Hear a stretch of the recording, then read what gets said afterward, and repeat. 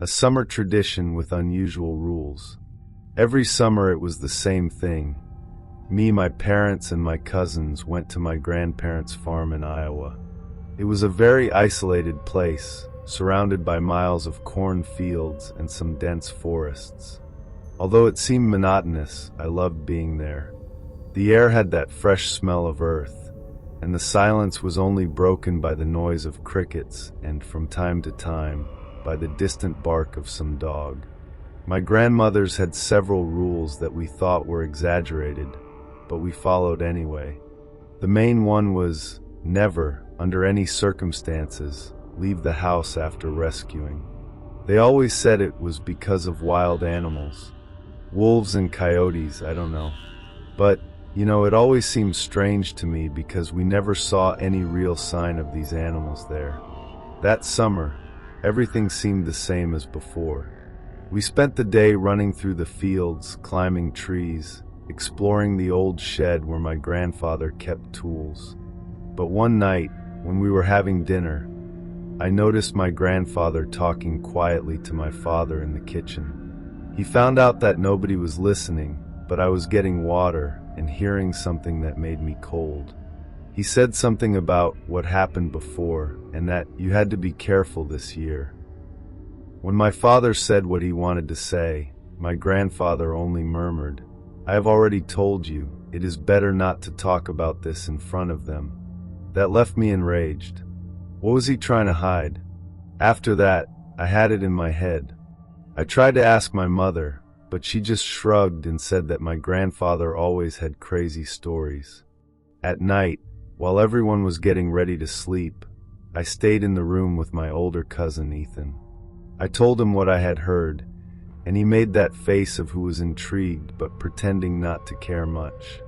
"It must be old thing," he said, but he noticed that he also became restless. The room where we slept was not an attic, with a window overlooking the cornfields. At that moment, the full moon illuminated everything, and the scenery seemed more alive than usual, but not in a good way. The corn was swaying with the wind, but it seemed that something moved inside, as if it were more than just the wind. Ethan dozed quickly, but I kept looking out the window, feeling a mixture of fear and curiosity. It was then, at midnight, I heard a strange sound coming from the fields. It was not the noise of the wind or insects. It was something different, like a long but serious whistle that seemed distant and close at the same time. I shivered at the time. I waited for someone else to hear, but the house was quiet. I knew it was against the rules, but curiosity was greater. I took my flashlight that I had brought and went to the staircase that came down from the attic. I looked at Ethan, who was snoring softly, and decided that I wouldn't bother him. I went to the kitchen, trying not to make a sound. My intention was just to take a peek through the balcony, but as soon as I got close to the door, I felt a cold breeze enter through the cracks, along with that strange whistle that now seemed sharper. It was almost human. When I opened the balcony door, the feeling of discomfort only increased. The whistle had stopped, but there was such absolute silence that even the crickets have no longer disappeared. The night was clear because of the full moon, but the cornfields were so dark that it seemed impossible to see beyond the first row. I stood still for a few seconds, trying to understand what was bothering me so much, when I noticed that the corn swayed in a strange way. The wind was light, but there, in the middle of the field, the plants stopped moving faster, as if something was happening for them. "My throat is dry." "It's just the wind," I said, trying to convince myself. But still, I felt an urge to point the flashlight in the direction. As soon as I turned on the flashlight, my heart almost stopped. Something reflected the light in the middle of the corn, but it was too fast for me to understand what it was. Looked like a pair of eyes, but they were not like normal eyes. They were big, yellow, and respectful, looked straight at me. The flashlight was off at the time, and I stepped back, almost tripping on the porch door. It was then that the associate came back, higher now, almost as if he were coming from several places at once. My instincts screamed for me to come running in and lock everything, but my body was paralyzed. The corn kept getting confused, and that feeling of being present became so strong that it seemed like a physical pressure. I wanted to scream, but I knew no one would hear me, or worse, something other than them would. Finally, I managed to move and run back inside, locking the door behind me. My heart was racing, and the sound of the whistle seemed to have stuck in my ears, as if echoing inside. Went up the stairs almost tripping, woke Ethan and told him everything. He laughed nervously, but when he looked out the window and saw the corn still moving, his smile disappeared. "I think we'd better wake the adults," he suggested, but there was something in his tone that made me hesitate. It was as if he was afraid of making noise, of arresting. Whatever. We talked about the two standing, looking out of the window, until the associate stopped again. The silence that came after was even worse. You know that feeling that if you move, something horrible will happen? That's what we felt. We were about to leave the room when we heard footsteps downstairs. It was not someone coming down the stairs, it was more like something scratching the wooden floor. First, I found out that it could be my grandfather's dog, but then I remembered that he was stuck in the shed outside. Ethan was clear and gestured to us to be quiet. The steps slowed down, but they went up the stairs. It was not understood what it was. It seemed light, but at the same time every step made the ground creak. The door to my room was closed, but the light of Ethan's lantern trembled in his hand as he pointed at the handle. We stood there, frozen, until it began to slowly spin. I don't know what held me back at that moment. Maybe the fear was so great that my body just shut down. The handle kept turning, but the door didn't open. Watching, waiting for something to happen until the steps came back. I heard the planks creak again, as if it was coming down the stairs. It was not understood what it was. It seemed light, but at the same time every step made the ground creak. The door to my room was closed, but the light of Ethan's lantern trembled in his hand as he pointed at the handle. We stood there, frozen, until it began to slowly spin. I don't know what held me back at that moment. Maybe the fear was so great that my body just shut down. The handle kept turning, but the door didn't open. Watching, waiting for something to happen until the steps came back. I heard the planks creak again, as if it was coming down the stairs. Only that there was something more strange.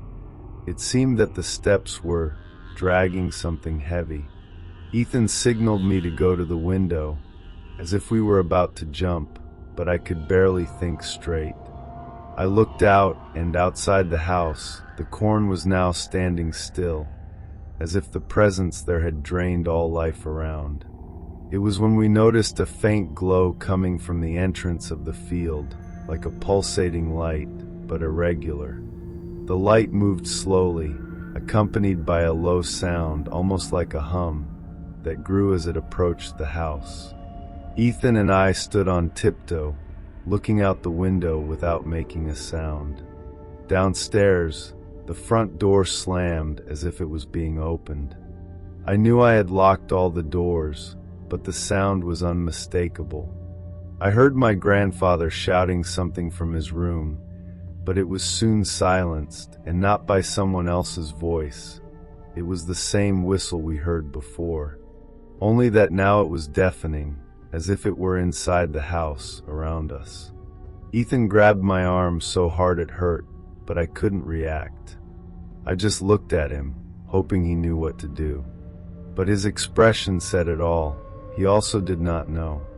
Suddenly everything was quiet again, but this time the silence was even more heavy.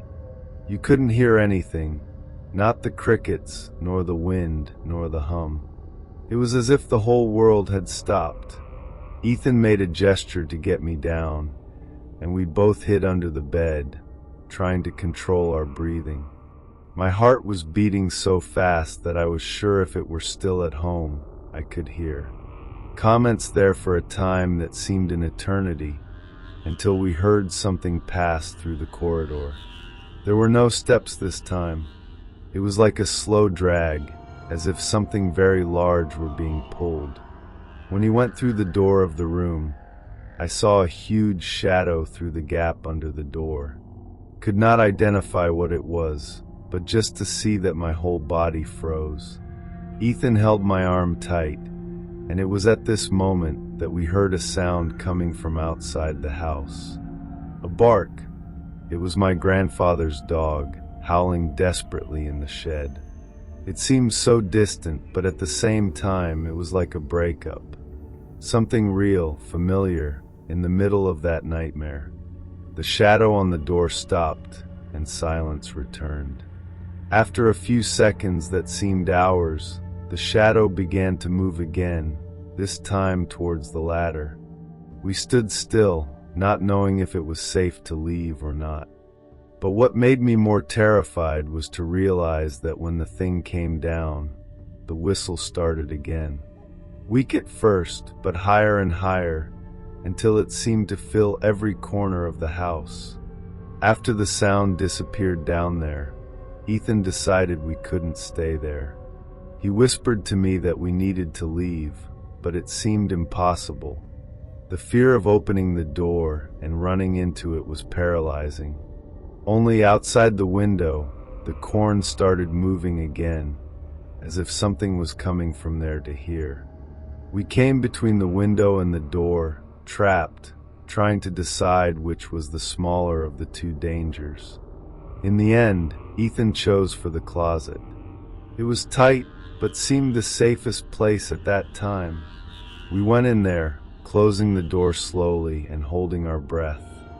From the outside, the noise returned, but this time it seemed to come from all sides of the house, as if it was circulating.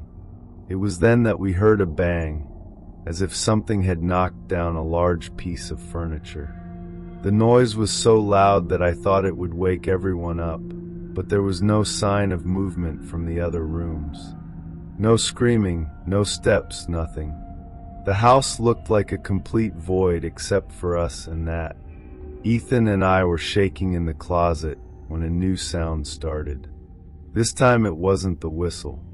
It was as if someone was breathing heavily outside, right near the closet door. It was impossible not to hold my breath. The breath became louder, closer, and then stopped. We will talk there, in total darkness, hoping something will open the door. But I did not. The silence came again, only this time, it seemed that the thing had gone away. We stayed in the closet for a few more minutes, waiting for any sign that it was safe to leave. Finally, Ethan opened the door very slowly, and the house looked normal again. The silence was still absolute, but it did not have that weight more suffocating. We came out of the closet and climbed up to the bedroom window. The corn still swayed strangely, but the light we saw before had disappeared.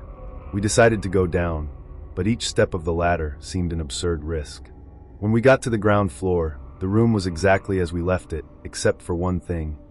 The front door was open wide, and the night outside looked even darker. Ethan closed the door carefully and turned the key, but none of us had the courage to speak out. We knew something had come in, but we had no idea what it was. When I finally got the courage to check out my grandparents' room, I was even more confused. They were there, sleeping as if nothing had happened. My grandfather snored, and my grandmother was lying on her side, as always. The desire to wake them was great, but something held me. It was as if it was not right to interrupt that sleep, as if somehow what happened had not affected them. Ethan pushed me away, mumbling that it was better to leave them. We went back to the attic and sat in bed, looking out of the window until the sun started rising. In daylight, everything seemed less scary, but the corn remained strange. The leaves were broken, as if something very heavy had passed by there. To this day, I have no idea what we saw or heard that night, and nobody else in the house seemed to notice. The next morning, we tried to act normally, but the tiredness and fear were still there. Ethan and I went out to explore the surroundings of the house while everyone was having breakfast. When we look at the beginning of the cornfield, we noticed marks on the ground. There were long trails, as if something had been dragged, but I could not identify what it could be. The plants were crumpled and broken in strange patterns, as if someone or something had moved in circles there. Ethan suggested coming back, and I agreed at the time. There was something wrong with that place, but no one seemed to notice. When we talked to my grandfather about the plants, he simply shook his head and said, "Corn grows again, don't worry about it." His answer was vague, and the way he looked away only increased my restlessness. On the last day, when we were already packing things to go, I decided to ask my grandfather directly about what he had said to my father that night. He stopped what he was doing, looked at me with a serious expression and said, "Some things are better left alone, boy." It scared me to the bone. On the way home, Ethan and I barely talked, but we knew we'd never forget what happened that night. Still wondered what exactly we saw or heard. I have never been back to the farm since that summer, and whenever someone mentions cornfields or remote places, I feel a chill in my spine. Maybe you never find out what really happened, but one thing is certain. It wasn't just the wind or some animal. It was something that should never be there. The neighbor recluse. When we were kids, visiting our grandparents' house was like a guaranteed adventure. There was always something new to explore or invent, and at that time, our curiosity took us beyond the usual limits. Not far from the house, hidden by an old fence and covered with bush, was the property of Mr. Dalton. We heard about him since he was little, an old recluse, owner of a house that seemed to be falling apart. My grandmother always said to keep our distance. "He likes to be alone," she used to say, but that only made it more interesting. That summer, we decided it was time to find out what was there. Me, Ethan, and my cousin Lily explored while the adults were busy with lunch. We were old enough not to feel guilty, but young enough to ignore fear. We reached the fence and realized that it was rusted more than we thought. You could see the grass going up through the planks, as if no one had passed by there in years. Lily was the first to jump, and Ethan right after. I was hesitant, but deep down I knew I couldn't stay behind. As soon as we entered the property, the mood felt different. It was not just the tall bush or the ruined house in the middle of the land. It was the feeling that someone or something was watching. The front door was open, half-folded hinge, and you could see a room full of dust and old furniture. There was a strange smell, a mixture of mold and something metallic, that made me sick. Ethan laughed, trying to look brave, but even he seemed uncomfortable. We entered the house carefully, trying not to make too much noise. The floor creaked with every step, and it seemed like everything was about to fall apart. The main room was full of old things, a torn sofa, bookshelves with pocketed books, and a wall clock that no longer worked. Lily found a photograph in a broken frame on a table. Showed a family, probably decades ago, but it was so faded that you could hardly see the faces. Ethan, as always, was the most daring. Climbed up a staircase that led upstairs, saying he wanted to explore the rooms. I was further back, with that strange feeling that we should leave. It was then that we heard a noise. A dry sound, like a deep and heavy object, coming from somewhere in the house. We all freeze at the same moment. Before we can do anything, a grave voice echoed through the house. "Who is there?" It was low, firm, and full of something that was not quite anger, but that made the spine freeze. We ran to the lobby, and that's where we first saw him, Mr. Dalton. He stood at the door holding a cane, but it seemed that he did not need it to support himself.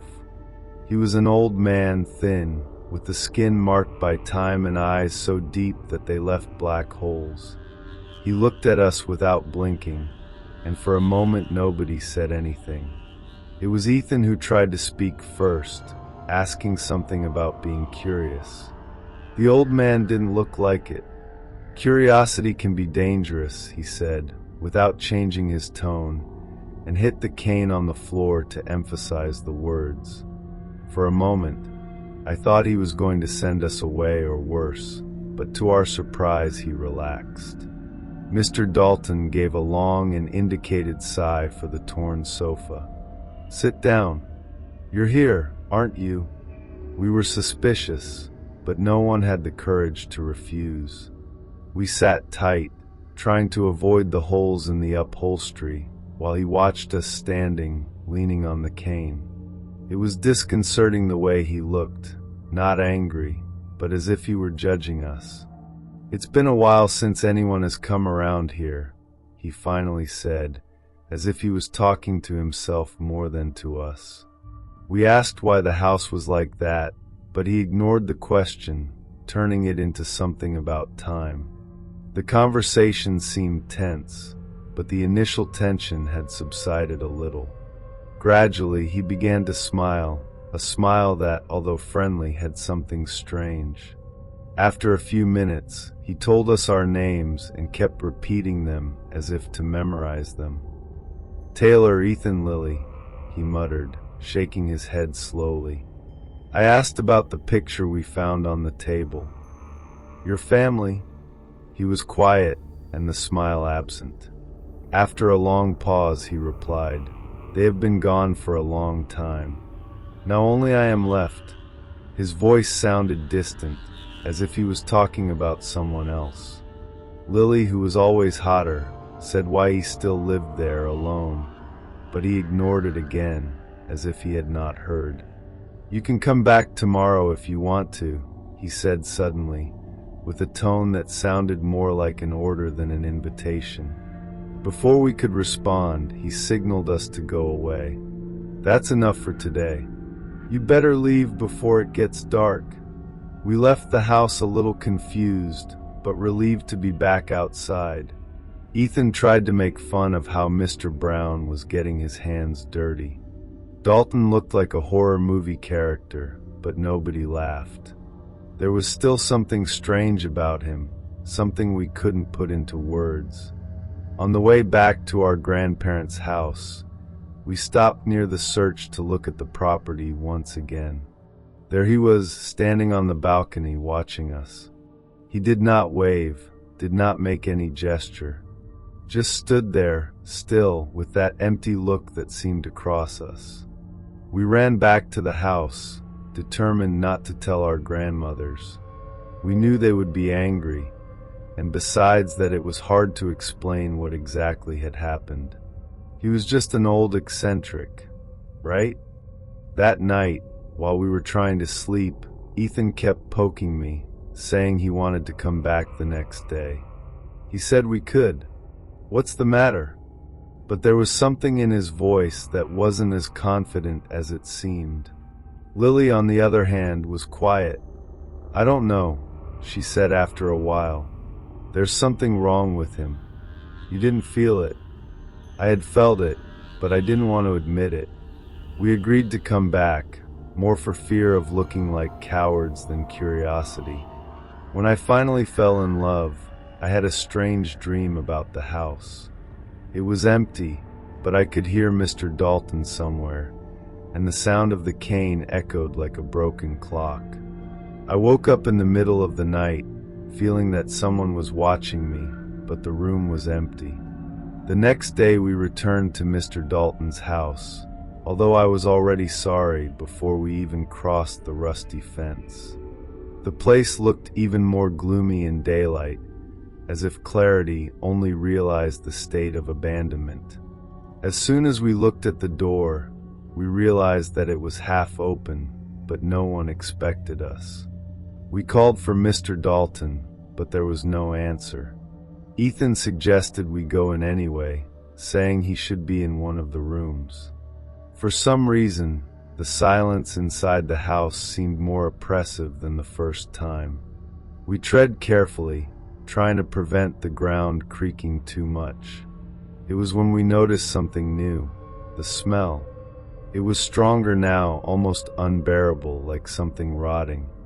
Lily covered her nose with her hand and said softly, "That wasn't so yesterday." We searched the house, but found no sign of Mr. Dalton. The couch where we sat was covered with dust, as if no one had been touched in years. We climbed the stairs slowly, with Ethan in front, and reached the upper floor. The rooms were empty, but one of them had a closed door. Ethan turned the handle, and the door gnashed when it opened. Inside, the room was different.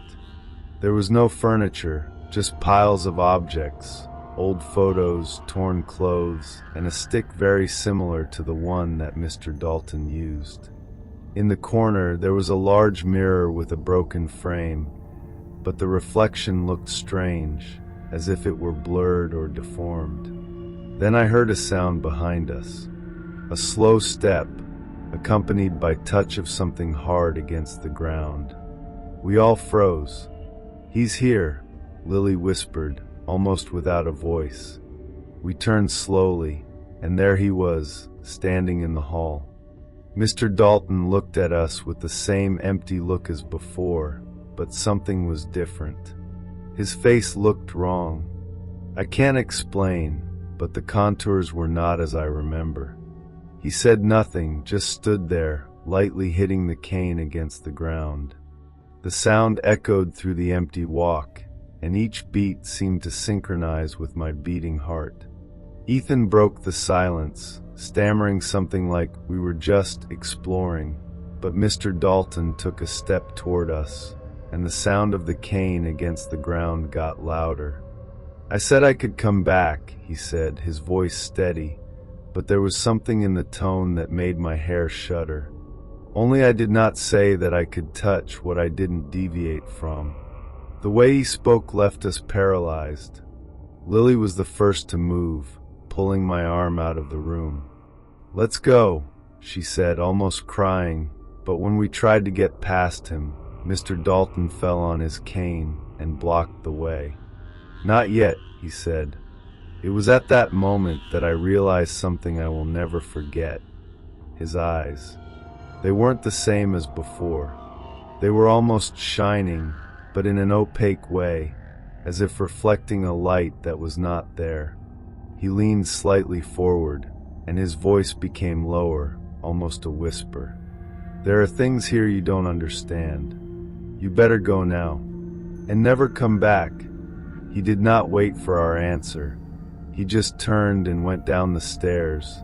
The sound of the cane slowly moved away. We talked there, frozen, until we realized that he had gone away.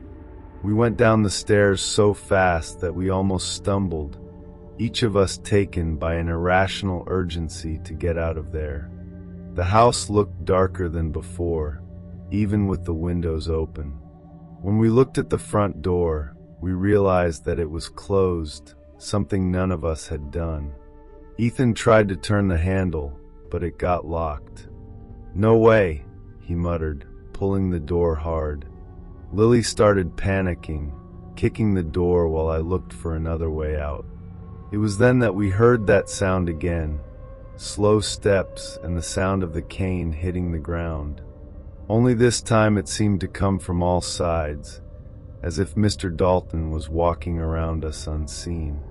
"He's playing with us," Lily whispered in a tremendous voice. We found a window that was still unlocked and rushed out. Lily passed first, then me, and Ethan came right behind. When we arrived outside, the sound of footsteps and cane stopped abruptly. For a second, I thought we escaped, but then I looked out onto the porch of the house. Mr. Dalton was there, watching us again. He just didn't look like a frail old man anymore. His posture was stiff, and there was something in the way he looked at us that seemed predatory. He said nothing, made no movement, just stood there, motionless, until we crossed the fence. As soon as we returned to my grandparents' house, Mr. Dalton was isolated, as if he had never been there. We looked at each other, but no one could say a word. When we got home, none of us had the courage to talk about what happened. We sat on the balcony, panting, while my grandmother looked at us with a suspicious look. "What have you done now?" she said, But Ethan quickly made up an excuse about us running through the fields and losing our breath. She didn't seem convinced, but she didn't insist. For the rest of the day, we avoided any talk about Mr. Dalton or his house. Something in that experience deeply marked us, as if simply mentioning his name could bring back that suffocating feeling. At night, when we slept, Lily finally broke the silence. "Do you think he was alive?" The question made us uncomfortable, because deep down we all knew that something in him did not seem human. The next morning, I asked my grandfather about Mr. Dalton. He stopped what he was doing and looked at me with a serious expression. "Mr. Dalton died years ago, boy. He was my friend, but after his wife and children were gone, he never was the same. When the house started to fall apart, he just disappeared. No one knows what happened." My stomach got a knot, and I was speechless. Ethan and Lily stared at me, but we didn't talk in front of our grandparents. When we returned home from that visit, we promised never to return to the property. To this day, I don't know what we found there. It was really Mr. Dalton or something pretending to be him. I just know that whatever it is, it shouldn't exist. Strange experiments and local legends. After that strange meeting with Mr. Dalton, we swore never to come home. But, promises made between cousins don't always last long. A few weeks later, my curiosity overcame the fear, and we ended up arriving. He received us more friendly this time, almost as if he was waiting for us. "You're back," he said, with a smile that still carried something disconcerting. There was no mention of what happened on the last visit, and for some reason, nobody had the courage to bring it up. That day, he seemed more willing to talk and even started showing us some things he kept at home. Among them, an old compass that, according to him, was not like the others. When he put the compass on the ground, the pointer began to spin wildly, even without any metal around. We were fascinated, but also a little scared. We asked what caused it, and he shrugged, saying that they were just natural phenomena. Ethan, who always liked to look the bravest, chose a compass to examine.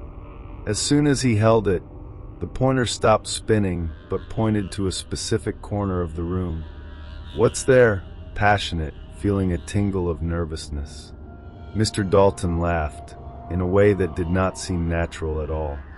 "Nothing more," he replied, looking away. But something in his tone made me suspicious. After that, he showed us an old radio, the crank ones, and said we could hear what the world has to say. He turned the crank, and a shrill sound filled the room. At first, it was just static, but then distant voices came out, almost like whispers that made my heart speed up.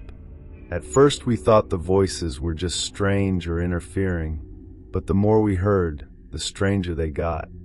One of the voices sounded familiar, but we couldn't identify where. Ethan saw it first. "That voice. Sounds like you, Taylor," he said, staring me wide-eyed. I thought he was joking, but when the voice spoke again, I heard it too. It was identical to mine, saying things I did not recognize, loose phrases like, "We should not be here," and "Leave now." My heart popped, and I turned off the radio at the same time. Mr. Dalton just invited me. These things happen. Radio waves can be unpredictable. But the way he said it, so calmly, only made it all the more disturbing. It was as if he knew exactly what he was betting and wanted to test us. After that, I asked to leave, but Ethan and Lily insisted on staying. They seemed fascinated by what Mr. Dalton called natural phenomena. He showed us more strange objects. A flashlight that blinked alone when pointed at certain places. A coin that seemed to change temperature without explanation. After all, nothing was as disturbing as the radio. When he called again, the voices came back, but this time there were more of them. It seemed like a conversation, but the words were unconnected, as if someone was trying to imitate our speech. Then we heard something that made us freeze. It was Lily's voice, laughing but in a way that didn't seem natural.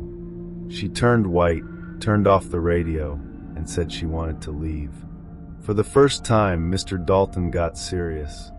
"You're not ready to understand yet," he said, with a look that seemed to pass us by. We left home that day more confused than ever.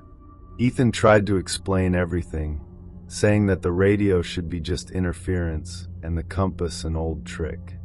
But you could see in his eyes that he didn't believe his own words. Lily, on the other hand, was completely shaken. "It doesn't make sense." That was my voice. "I know how my laugh sounds," she repeated as we walked back to our grandmother's house. Even with the sun shining, the world around us seemed colder, more empty. That night none of us could sleep properly.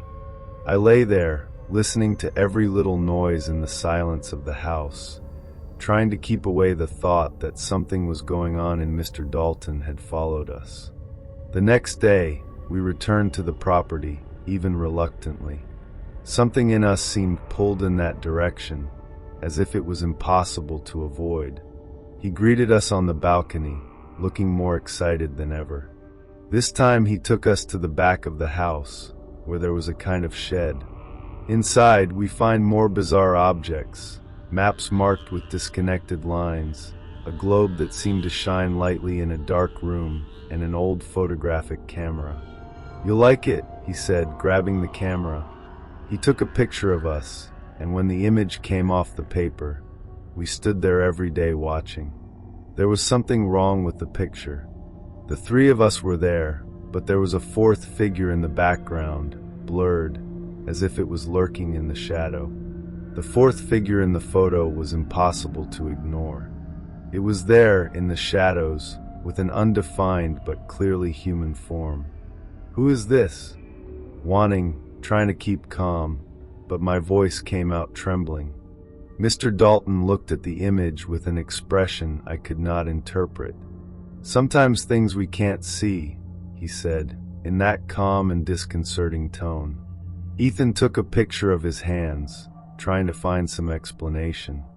"It must be just a defect in the camera," he said, but his attempt to make sense did not convince anyone. Lily, who had been nervous since the day before, began to retreat out of the shed. "I don't like it," she said softly, and I couldn't blame. Something in that place was wrong, and it began to look like Mr. Dalton knew more than he was telling. Before we left, he gave us something that left an even stranger situation: a sheet of paper with a hand-drawn drawing.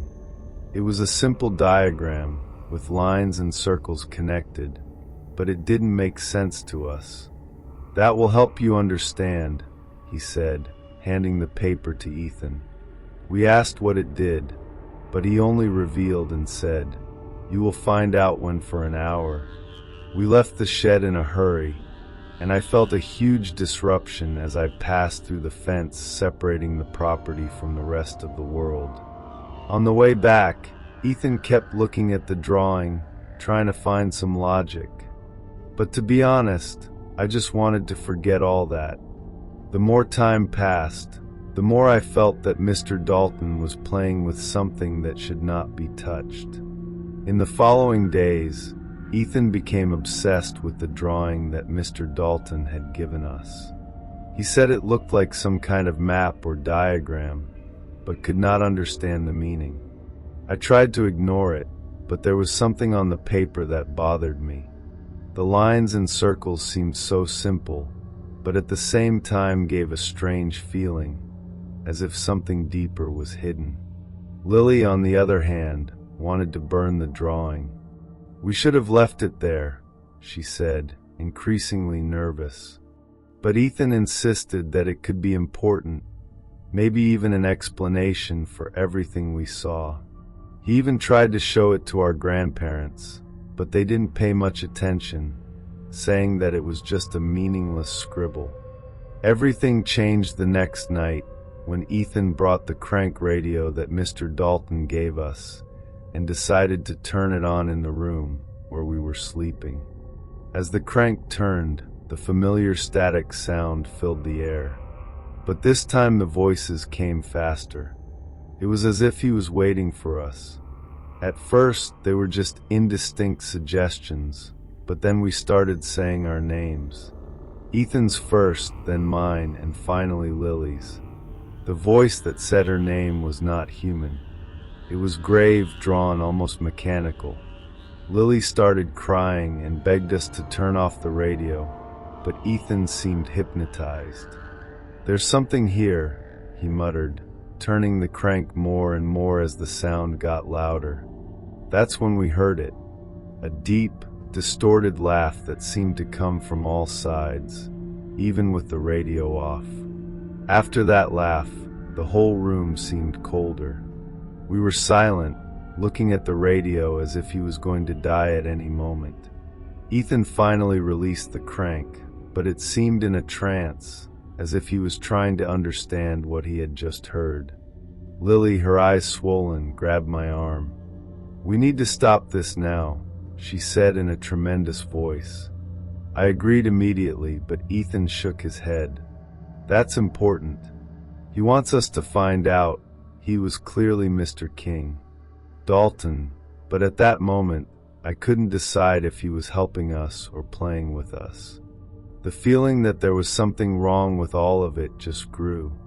When we took the drawing again to try to make sense, we noticed something that we had not noticed before.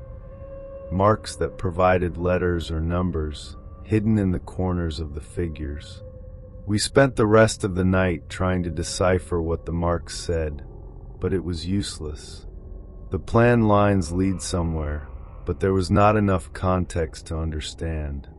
As Ethan was scratching frantically on a sheet to try to recreate the pattern, Lily stood at the window, staring into the darkness outside.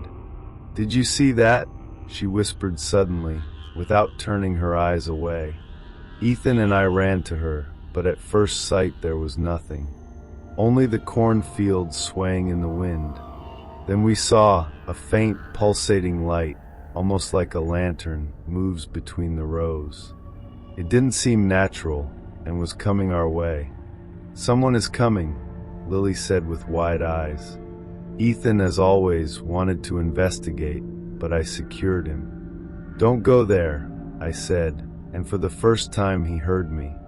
Comments there in the window, watching the light approaching. She pulsed at irregular intervals, like a poorly regulated headlight, but there was something strange in the way she moved. It was not like someone holding a lantern. It seemed to float, swaying between the rows of corn in a way that made no sense. Lily started breathing faster, and I could almost feel the panic growing in her. "This is not normal," she said, and I couldn't disagree. Ethan, however, seemed more fascinated than frightened.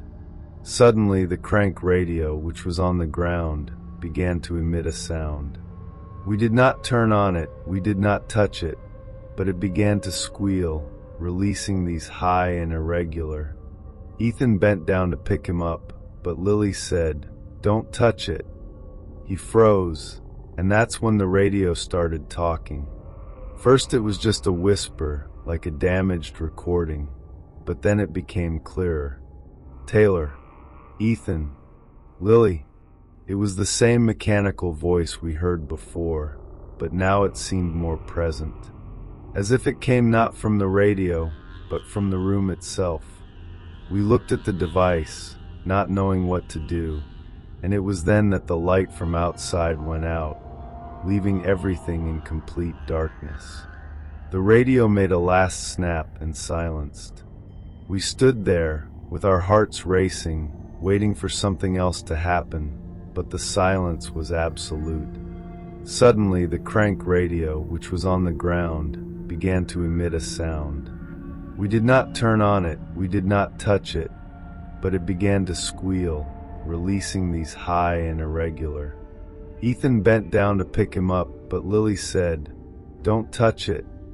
He froze, and that's when the radio started talking. First it was just a whisper, like a damaged recording, but then it became clearer. Taylor, Ethan, Lily.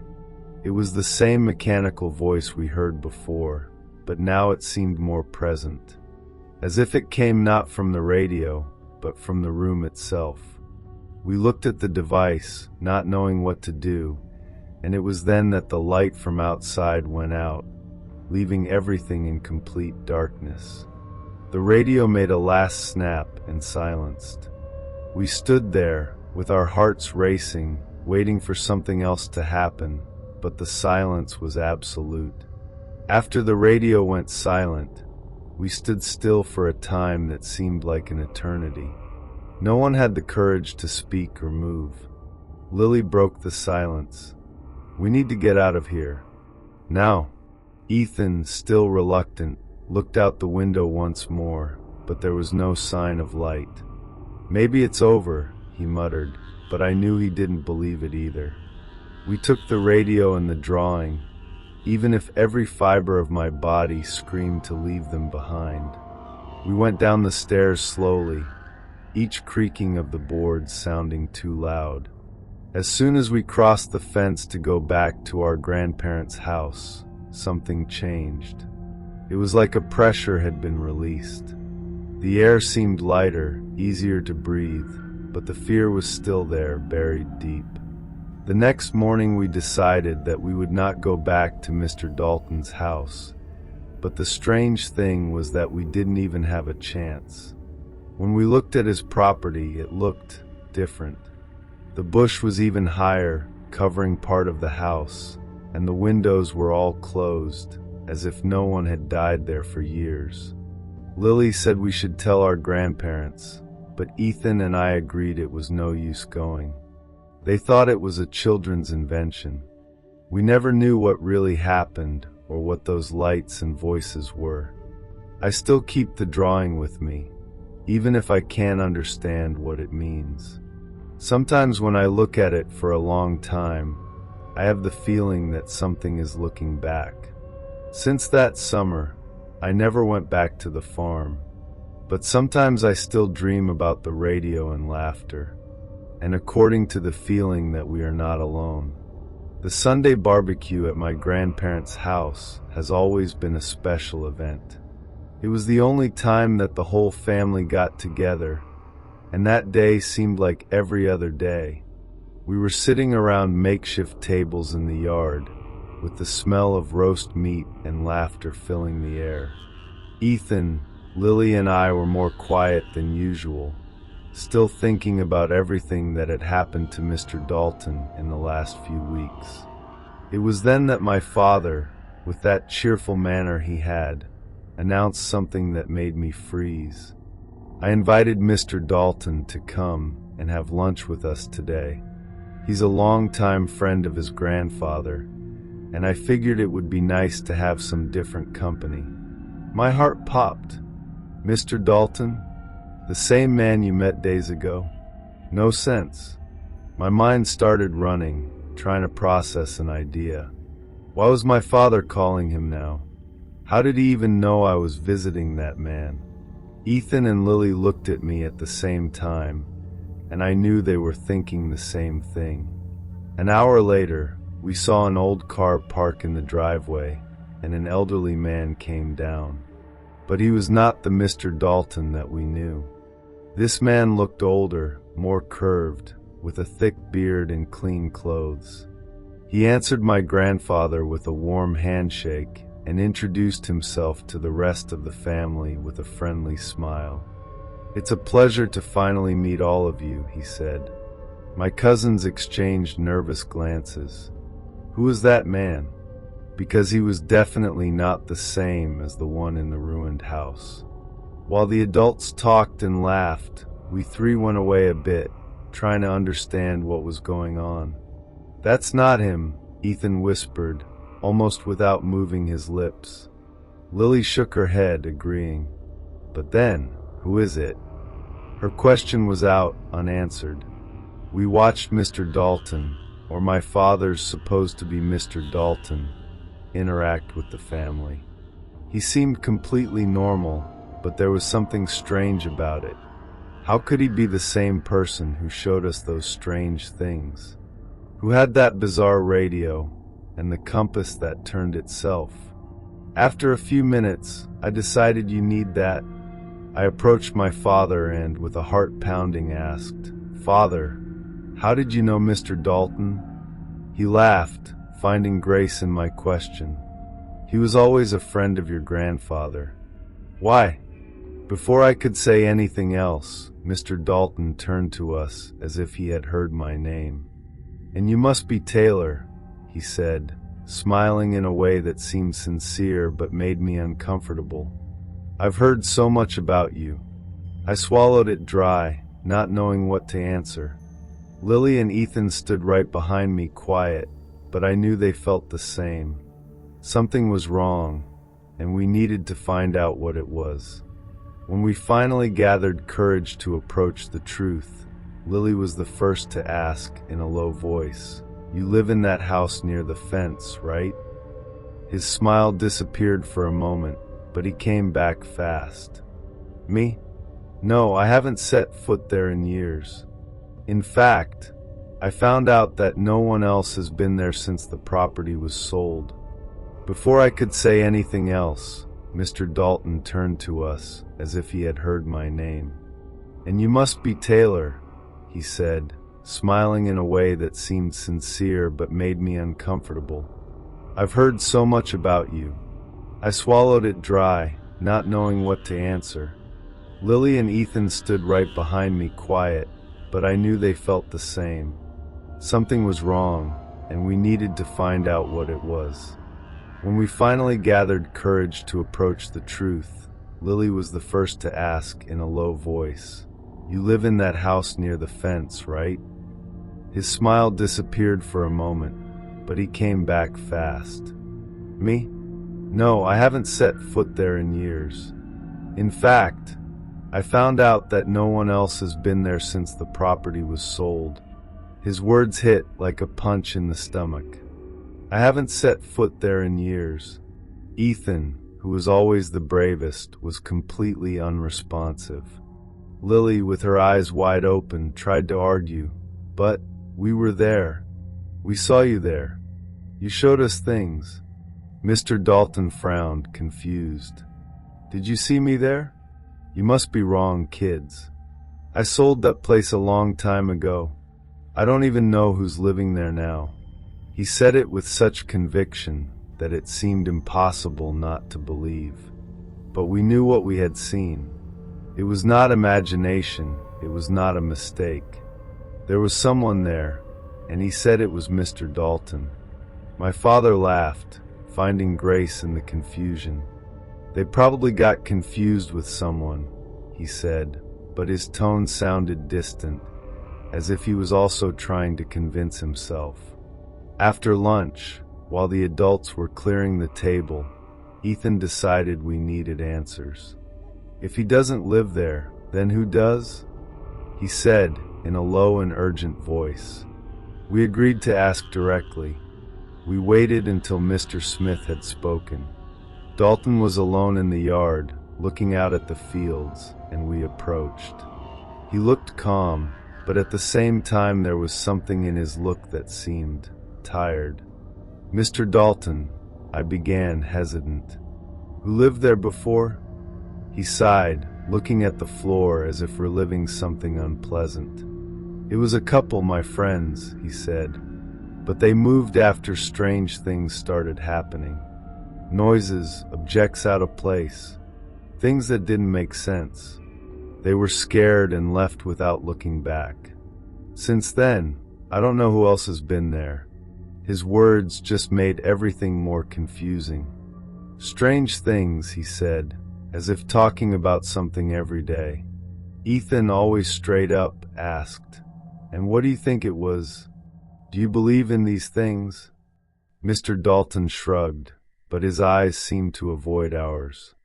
"It's not about believing or not," he replied. "Sometimes places hold stories. Stories that manifest themselves in ways we don't understand." That answer left me with a knot in my stomach. I wanted to ask more questions. I wanted to know if he knew what was really going on in that house. But before I could say anything, he looked directly at us. If you were there, be careful. Not everything that seems harmless is safe.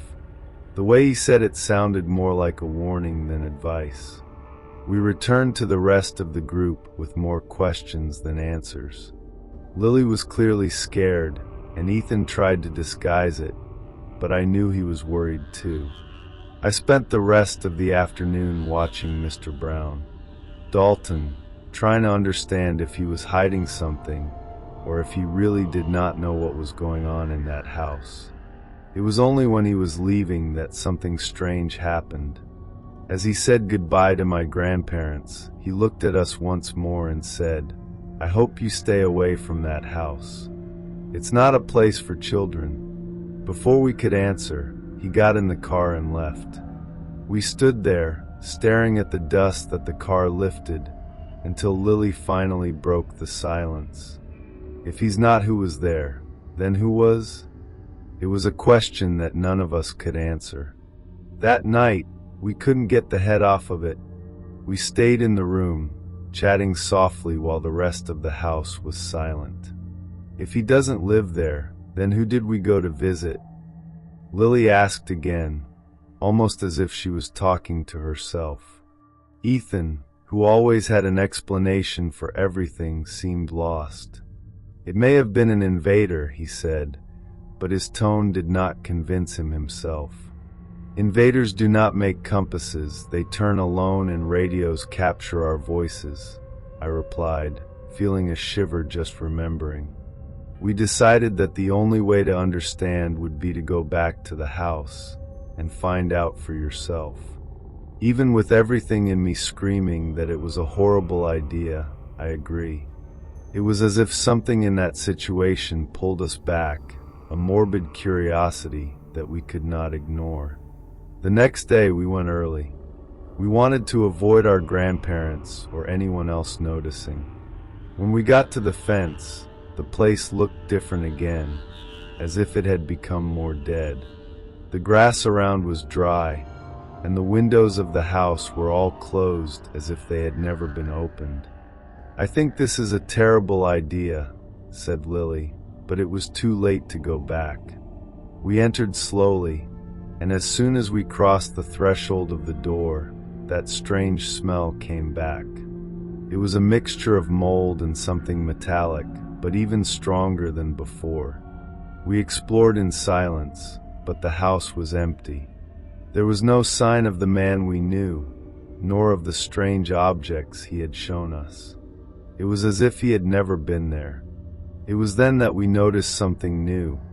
A piece of paper left on the floor with a hand-drawn diagram, the same type of drawing that Mr. Dalton gave us at barbecue. The next day we went early. We wanted to avoid our grandparents or anyone else noticing. When we got to the fence, the place looked different again, as if it had become more dead. The grass around was dry, and the windows of the house were all closed as if they had never been opened. "I think this is a terrible idea," said Lily, but it was too late to go back. We entered slowly, and as soon as we crossed the threshold of the door, that strange smell came back. It was a mixture of mold and something metallic, but even stronger than before. We explored in silence, but the house was empty. There was no sign of the man we knew, nor of the strange objects he had shown us. It was as if he had never been there. It was then that we noticed something new. A piece of paper left on the floor with a hand-drawn diagram, the same type of drawing that Mr. Dalton gave us at barbecue. We took the paper from the floor carefully, as if it could explode at any moment. The drawing was similar to what Mr. Smith had written. Dalton gave us before, but there was something different. Additional lines, more detail, and a symbol that looked like a circle divided into 4 parts. Lily looked at him and turned pale. "Was that here before? 'Cause I don't remember it." Ethan started comparing the two drawings, and every second he seemed more intrigued. These symbols are like a map, or maybe instructions. I didn't want to hear anything else. Something in that paper looked wrong, almost alive. "Let's go," I insisted, but Ethan was obsessed. He put the two papers side by side on the floor, trying to decipher the patterns. That's when we realized that the crank radio was there, again, in the corner of the room. I was sure it wasn't there when we entered.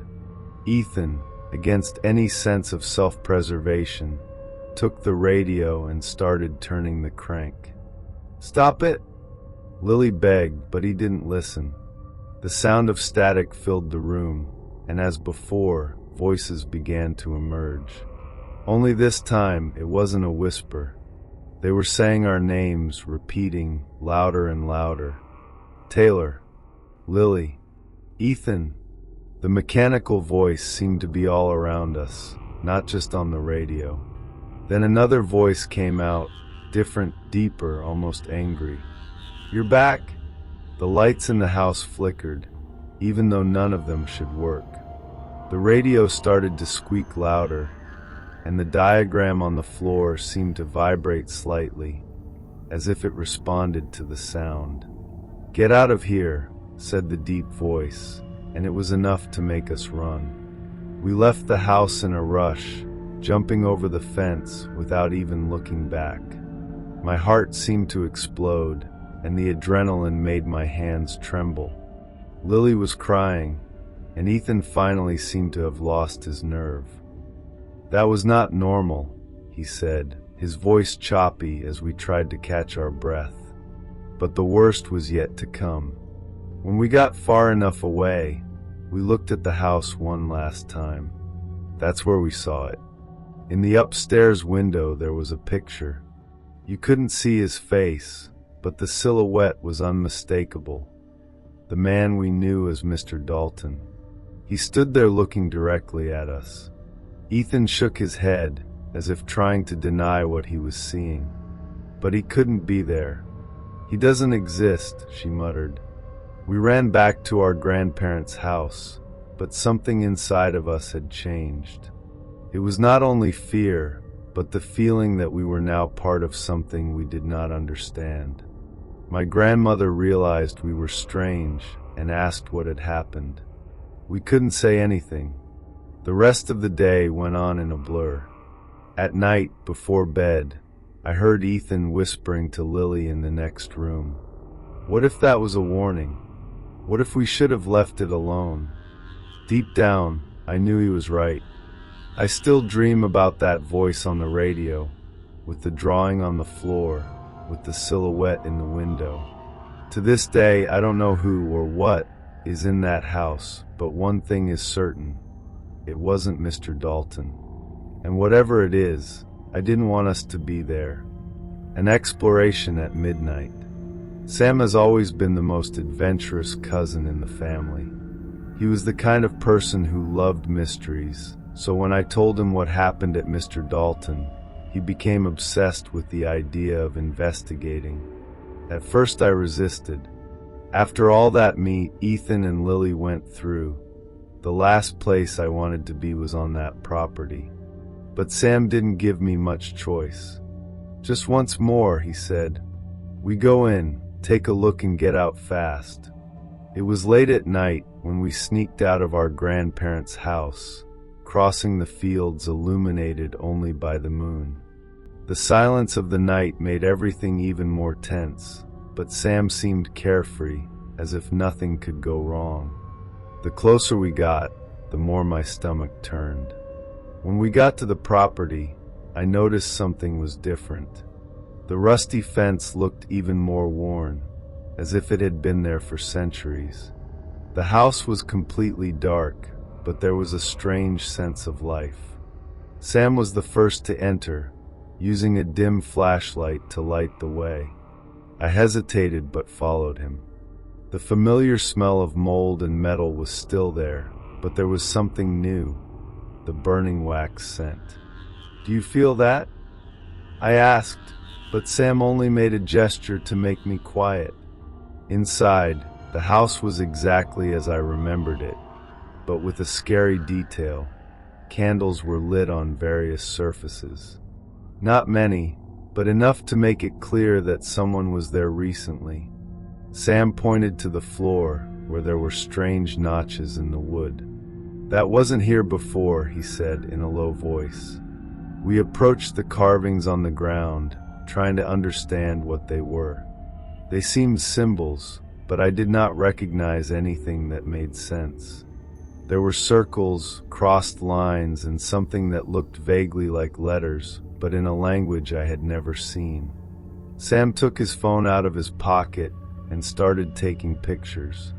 "This is not normal," he muttered, and for the first time it seemed that he was also beginning to feel the weight of the situation. As he analyzed the carvings, I noticed something even more strange: footprints on the ground. They were faint marks, but clearly visible in the dust that covered the boards. They seemed fresh, going from the main room to the back door. "Someone was here," I whispered, feeling a shiver. Sam looked up from the marks on the floor and pointed to the open door. "Then let's find out who." We followed the footprints to the back door, which was ajar open, creaking slightly with the breeze. From the outside, the marks continued towards the forest behind the house. Sam was in the front, lighting the way with the lantern, while I tried not to step on branches or make noise. The forest was dense and looked even darker under the moonlight. With each step, the silence became more oppressive. Suddenly, we heard a rustling sound on our right. We stopped at the same moment, exchanging glances. "What was that?" I asked, trying not to let my voice tremble. Sam raised his lantern towards the sound, but there was nothing. Then, right on the floor, almost hidden among the fallen leaves, we saw something sparking faintly. Sam leaned down and picked it up. It was a cell phone. We approached the carvings on the ground, trying to understand what they were. They seemed symbols, but I did not recognize anything that made sense. There were circles, crossed lines, and something that looked vaguely like letters, but in a language I had never seen. Sam took his phone out of his pocket and started taking pictures. "This is not normal," he muttered, and for the first time it seemed that he was also beginning to feel the weight of the situation. As he analyzed the carvings, I noticed something even more strange: footprints on the ground. They were faint marks, but clearly visible in the dust that covered the boards. They seemed fresh, going from the main room to the back door. "Someone was here," I whispered, feeling a shiver. Sam looked up from the marks on the floor and pointed to the open door. "Then let's find out who." We followed the footprints to the back door, which was ajar open, creaking slightly with the breeze. From the outside, the marks continued towards the forest behind the house. Sam was in the front, lighting the way with the lantern, while I tried not to step on branches or make noise. The forest was dense and looked even darker under the moonlight. With each step, the silence became more oppressive. Suddenly, we heard a rustling sound on our right. We stopped at the same moment, exchanging glances. "What was that?" I asked, trying not to let my voice tremble.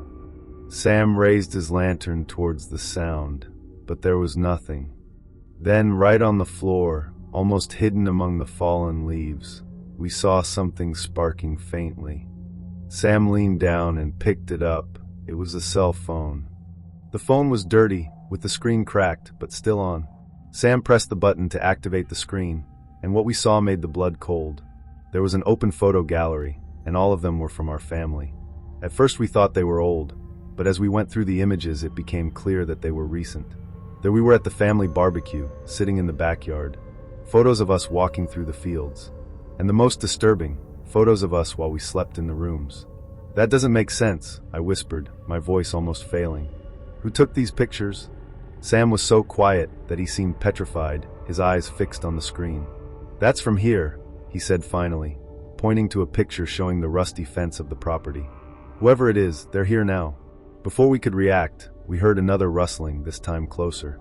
Sam immediately turned off the flashlight, and we stood in the dark trying to hear. The rustling continued, but now it was coming from several places at once, as if something, or someone, were surrounding us. We need to get out of here, I whispered, pulling the sleeve off Sam's shirt. He nodded, but the moment we started moving, the phone made a sound. A click, as if someone had just taken a picture. Sam looked at the device in his hand, and then at me, pale-faced. It wasn't me, he said, almost without a voice. The click echoed once more, this time loud enough to break the silence of the forest. We didn't think twice. We put down the phone and run back to our grandparents' house. We run without looking back, the sound of our steps muffling any other noise. When we finally reached the rusty fence, my lungs burned, and my legs trembled. Sam was right behind me, holding the off-light. We stopped for a moment, trying to catch our breath, but the silence around us was so heavy that it seemed to be watching us. You left your phone there? I asked, almost without believing. He nodded, still panting. I wasn't going to bring that with me. It was not normal. I agreed without hesitation. Something in that device looked wrong, almost alive. We passed the fence and ran straight to the house, going up the stairs without making noise to not wake anyone. We locked the door of the room and sat on the floor, trying to understand what had just happened. Sam was still with pale face, holding the lantern as if it were a talisman. Those pictures, he started but could not finish the sentence. I knew exactly what he meant. It wasn't just random pictures. Whoever took it knew where we were all the time, as if they were following us. We stayed up all night, watching for any sound coming from outside. But what bothered me the most was the phone. Who left it there? And why? As the sun began to rise, I felt a slight relief, but deep down I knew that it was not over. The feeling that something or someone was still watching us never disappeared. To this day, I do not know if that forest holds answers or secrets that should remain buried. The next morning, Sam and I were exhausted, but we tried to act as if nothing had happened.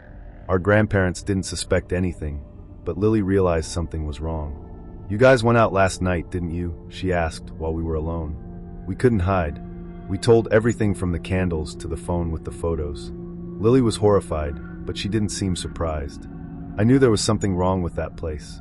You should have never come back, she said, almost crying. But the scariest part came later. When Sam tried to check the photos he had taken of the carvings on the floor, he realized that they were all corrupted. It was as if someone or something had erased any evidence of what we saw that night. We decided that we would not tell anyone, even our parents. The risk of appearing crazy was too great, but deep down we knew that it didn't matter. Whatever was in that house or the forest was still there, and it wasn't something we wanted to face again. I still dream about that cell phone with our family photos, and I wake up feeling that I am being watched. Even today, Sam avoids talking about it, but I know he feels the same. There is something in that property that should not exist, something that is not limited to what we can see or understand. And whoever, or what, was watching us, I'm sure it's not over. Maybe he's still waiting for us to come back. An object discovered, and its meaning. While they were rummaging through the house during one of their visits, I found something that at first sight seemed insignificant. It was a small piece of wood, polished and hand-carved, with symbols engraved on its surface. The carvings immediately reminded me of those we saw on the floor of the house that night.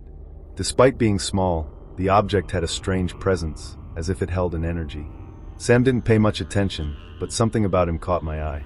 I decided to take it with me, hiding in my pocket before anything strange could happen. Didn't know what it meant, but the feeling that I was holding something important was impossible to ignore. The next day, still restless, I showed the object to a local historian named Mrs. Arlene, whom my grandparents knew well. She was an old lady, known for her obsession with ancient stories and artifacts. As soon as I put the piece of wood in his hands, I realized that something changed in his expression. She frowned, adjusted her glasses, and examined every detail. "Where did you get that, boy?" asked, his voice full of curiosity and something else I could not identify. I explained vaguely, saying that I found him near an old house. She was silent for a moment before answering. "These symbols are very specific. Settlers use something like this to mark hiding places or meeting places.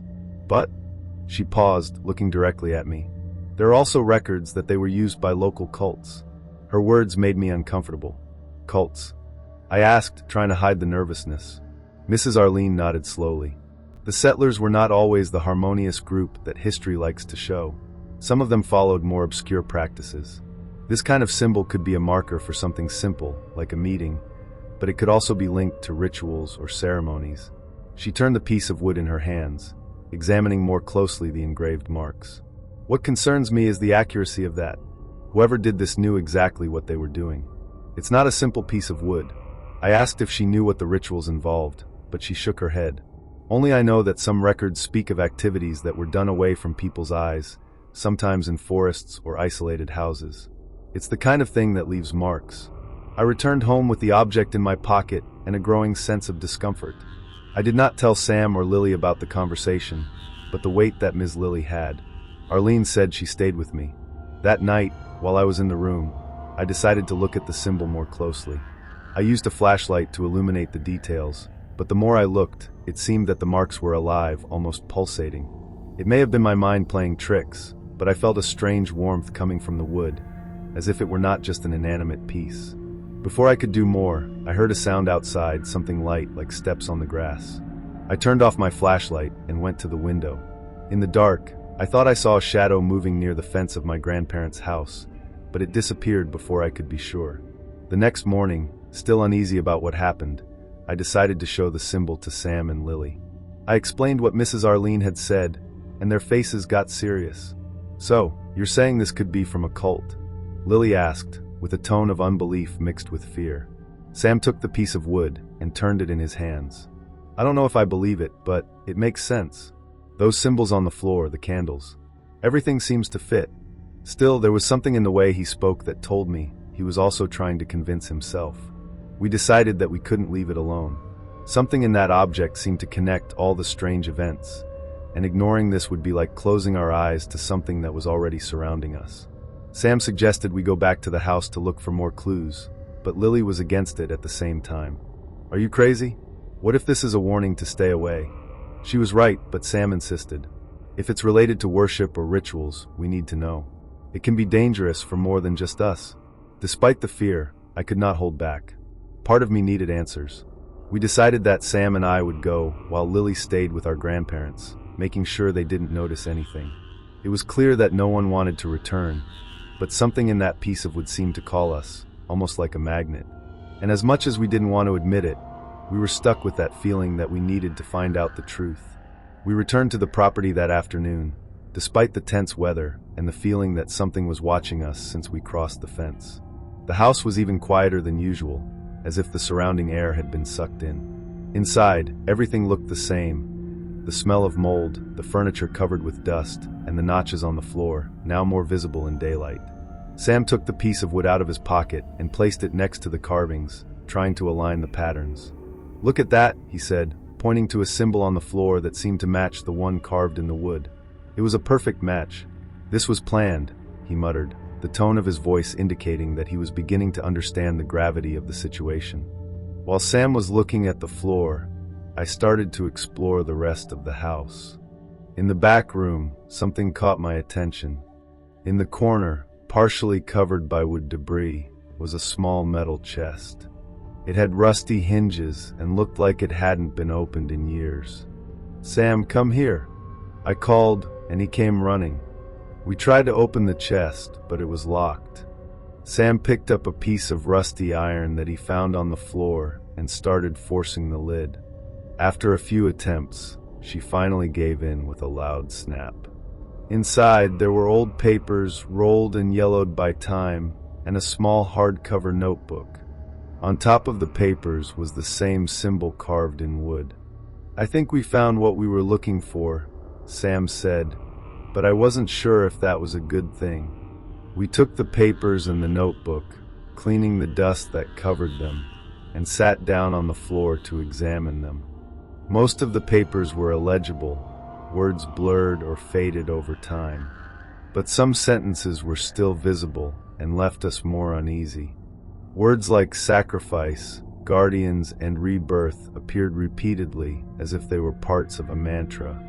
Sam opened the notebook, and on the first page there was a detailed drawing of the symbol carved into the wood, with notes around it, written by hand. "It looks like a manual," he said, flipping through the pages. As it turned, the drawings became more disturbing. Figures hooded around a circle, marks on the ground similar to those we saw in the house, and in some pages, descriptions of rituals. It wasn't just a theory. That was evidence. It was then that we heard a noise coming from outside, something like fast steps on the grass. We stood still, looking at each other, with our hearts racing. Sam turned off the flashlight and peeked out the window. "I don't see anyone," he whispered, but the noise continued, now closer. "I think it's time we go," I said, trying not to look scared. We took the notebook and papers and left the house as soon as possible, taking care not to make noise. As we crossed the fence, I felt a strange shiver, as if something had followed us there. When we finally returned to our grandparents' house, Lily was waiting for us, anxious. "What did you bring?" she asked, looking at the notebook as if it were dangerous. "Something that should not exist," I replied, without being able to take the images we saw out of my head. Back in the room, Sam, Lily and I sat down to take a little more time to examine the notebook. Lily was reluctant to touch him, but she gave in to curiosity. "That doesn't feel right," she said, turning the pages carefully. Some of them contained sentences written in a language that none of us recognized, while others had detailed drawings of symbols and interlaced circles. A particular page caught our attention. It showed a rudimentary map that seemed to refer to the forest behind the house. There was an X marked at a specific point, with vague notes about the place of connection and the vigil of the chosen ones. Sam seemed more intrigued than scared. "I think we should investigate," he said, but Lily was firm. "Are you crazy? This is clearly not something we should move." As much as I hate to admit, there was something on the map that called me too. Couldn't explain, but it was as if he pulled us to that specific location. We tried to decipher more information from the notebook, but many of the notes were fragmented or looked like they had been deliberately encrypted. As we were arguing there, the light from Sam's lantern started to flash, and we heard a faint sound coming out of the window, like a hum, followed by a snap. We stood still, holding our breath, as the flashlight blinked one last time before it completely went out. Sam ran to the window and peeked through the crack of the curtain. "There's someone outside," he muttered, his voice low and tense. That night no one slept. We were with the notebook hidden under the bed, trying to pretend that we were not being watched. The next morning, tension was still in the air. Sam seemed determined to follow the map, but Lily was terrified. "You will end up calling attention to something that you shouldn't," she said, with tears in her eyes. Still, Sam convinced me to go with him into the forest. Just to take a look from afar, he promised, but I knew he would never settle for it. We followed the map carefully, marking each reference point described in the notebook. The path seemed to take us deeper into the forest than we had gone before. Everything was strangely quiet. No bird sound, no leaf rustle. When we finally arrived at the place marked with an X, we found something that made my blood freeze. A perfect circle on the ground, surrounded by stones, with the symbol carved in the wood drawn in the center. The marks seemed recent, as if someone had been there just before us. In the middle of the circle, there were remains of burnt candles and small bones, perhaps of animals. Sam stood there, looking at everything with a mixture of fascination and fear. "This is not just any place," he muttered, but before he could say more, we heard heavy footsteps in the forest. They were not like the easy steps of before. These were firm, deliberate, as if someone or something was coming directly to us. We took the notebook and ran back to the house, without looking back. When we crossed the fence of my grandparents' property, I turned for the last time. Among the trees, I saw a figure standing, hooded, motionless, watching us. Since then, we never returned to that forest. But the notebook is still kept with me, and sometimes I feel it wants to be opened again, as if the story had not yet ended. The meeting with a stranger. Returning to that small town after so many years was surreal. Since I left my grandparents' farm to study and build my life elsewhere, I never imagined that I would step there again. But something in nostalgia, or perhaps in restlessness that never completely abandoned me, brought me back. I went straight to the restaurant that we used to visit with my parents, a small place with stale wooden tables and the constant smell of old coffee. While waiting for my request, my mind wandered through the memories. It was strange to be there alone, without Sam or Lily. Those adventures, if we could call it that, seemed more like a feverish dream than reality now. But it was enough to close my eyes for the feeling of that forest, that notebook, to return with full force. I was absorbed in these thoughts when I realized that someone had sat at my table. I heard no steps, nor a polite request to divide the space. There was just an older man, ordinary looking, with a dull hat and a smile too easy to comfort. "You grew up, but I would recognize you anywhere," he said before I could even react. My body became tense at the time. It wasn't possible. Who's this guy? He seemed casual, even friendly, but there was something in his tone that made me uncomfortable. "I just wanted to talk a little bit about your adventures as a child. You and your cousins were curious, weren't they?" My heart popped. He knew. He knew things that no one should know. My first reaction was to get up, but something in his look made me freeze. It wasn't a threatening look, but it was firm, as if he knew exactly what I was thinking. "Sit down, Taylor," he said quietly. My name coming out of his mouth made my stomach turn. I did not remember mentioning my name to anyone that day, much less a stranger.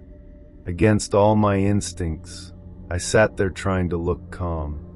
"Who are you?" I asked, trying to sound confident, but my voice came out lower than I expected. He ignored the question, leaning slightly forward. "Did you know that some doors, once opened, never really close?" He said it as if it were something trivial, almost casual, but every word seemed to weigh in the air. "What are you talking about?" I forced myself, trying to keep control. He smiled again, but now seemed more empty. "The house, the forest, the symbols of what you found, of course. Don't pretend you forgot." My heart popped, and my hands swelled instantly. I never talked about it with anyone outside of my family, not even close friends. How did he know? Before I could press him, he put something on the table, a note folded in half with my handwriting on it. Or at least it seemed to be my handwriting. I took the paper with trembling fingers and opened it. There was only one sentence written. "Did you know they never left?" When I raised my head to confront him, he had already gone. I didn't hear his steps, nor the restaurant door opening. It was as if he had never been there. I sat there, holding the note, as if he was the only thing that connected me to reality at that moment. I looked around the restaurant, trying to find the man, but he was gone. The few people present were distracted by their own lunches, as if nothing strange had happened. I tried to convince myself that it was a trick, but the phrase on the note and the familiar letter made me uneasy. How did he know? I stood up abruptly, putting money on the table to pay the bill, and went out to the parking lot. The street was almost deserted, but for some reason I had the feeling of being observed. It was when I looked across the street and saw a familiar silhouette. It was him, standing in the shadow of a building, as if he expected me to see him. But as soon as I focused on him, he turned the corner and disappeared. Something in me said that I should let go back to the hotel, and move on with my life. But curiosity, the same that put me in dangerous situations as a child, spoke louder. I crossed the street and ran to where he was. When I turned the corner, the man was no longer there, but something caught my attention. On the ground, almost hidden between the cracks of the concrete, was a small piece of wood. I took it, and my heart stopped for a second. It was identical to the symbol we found in the house years ago. Only this one had something different, additional details that seemed to form a word or code. For a moment, I considered throwing it out, but something inside me stopped me. Even without knowing why, I put the symbol in my pocket and went back to the car, feeling that somehow it was far from over. In the car, I held the symbol in my pocket, feeling the strange heat that seemed to emanate from it. It was as if the object had a life of its own, gently pulsating against my hand. I drove back to the hotel, but my mind was miles away, revisiting memories that I had tried to bury for years. The man in the restaurant knew too much. He knew about the house, the forest, the symbols, things that even my family didn't discuss anymore. When I got to the room, I took the piece of wood out of my pocket and put it on the table. I took the note he had left and began to examine the words. They never left. Who were they? And why did the note seem to have been written by me? While I was analyzing the symbol and the note, a thought occurred to me. Mrs. Arlene, the historian. Maybe she could help again, as she did years ago. However, something told me that this was different, deeper, more dangerous. I called the number of the city library, where I knew she used to work, but I was informed that she had retired. They gave me their contact number, and after hesitating for a few seconds, I dialed. The voice on the other side of the line was steady, but loaded with surprise. "Taylor? I thought you had overcome all that." I quickly explained what happened, describing the man, the ticket, and the new symbol. There was a prolonged silence before she answered, with a serious tone. "You need to bring that to me. Now." I drove to Mrs. Arlene's house with my head full of questions and anxiety, growing with every mile. She lived in a modest house on the outskirts of the city, surrounded by tall trees that seemed to isolate her from the rest of the world. As soon as I knocked on the door, it opened quickly, as if it was waiting for me. Her eyes went straight to the symbol I held. "In," she said bluntly. The room was full of old books, maps, and objects that looked like museum pieces. I put the piece of wood and the note on the table, and she began to examine them with an intensity that made me uncomfortable. "I hoped it was over for you, Taylor," she said finally. "But apparently, things have a way of turning back when they are not resolved." I asked what she knew about the symbol and the words on the note, but her expression became even more serious. "This is older than you think," she said, pointing to the carvings on the piece of wood. "The settlers who wore these symbols believed they were protecting something, or maybe trying to keep it locked." She took a thick book from a nearby shelf and began to leaf through it. "But there are records that some people used them for the opposite, to release whatever was on the other side." Her words gave me a chill in my spine.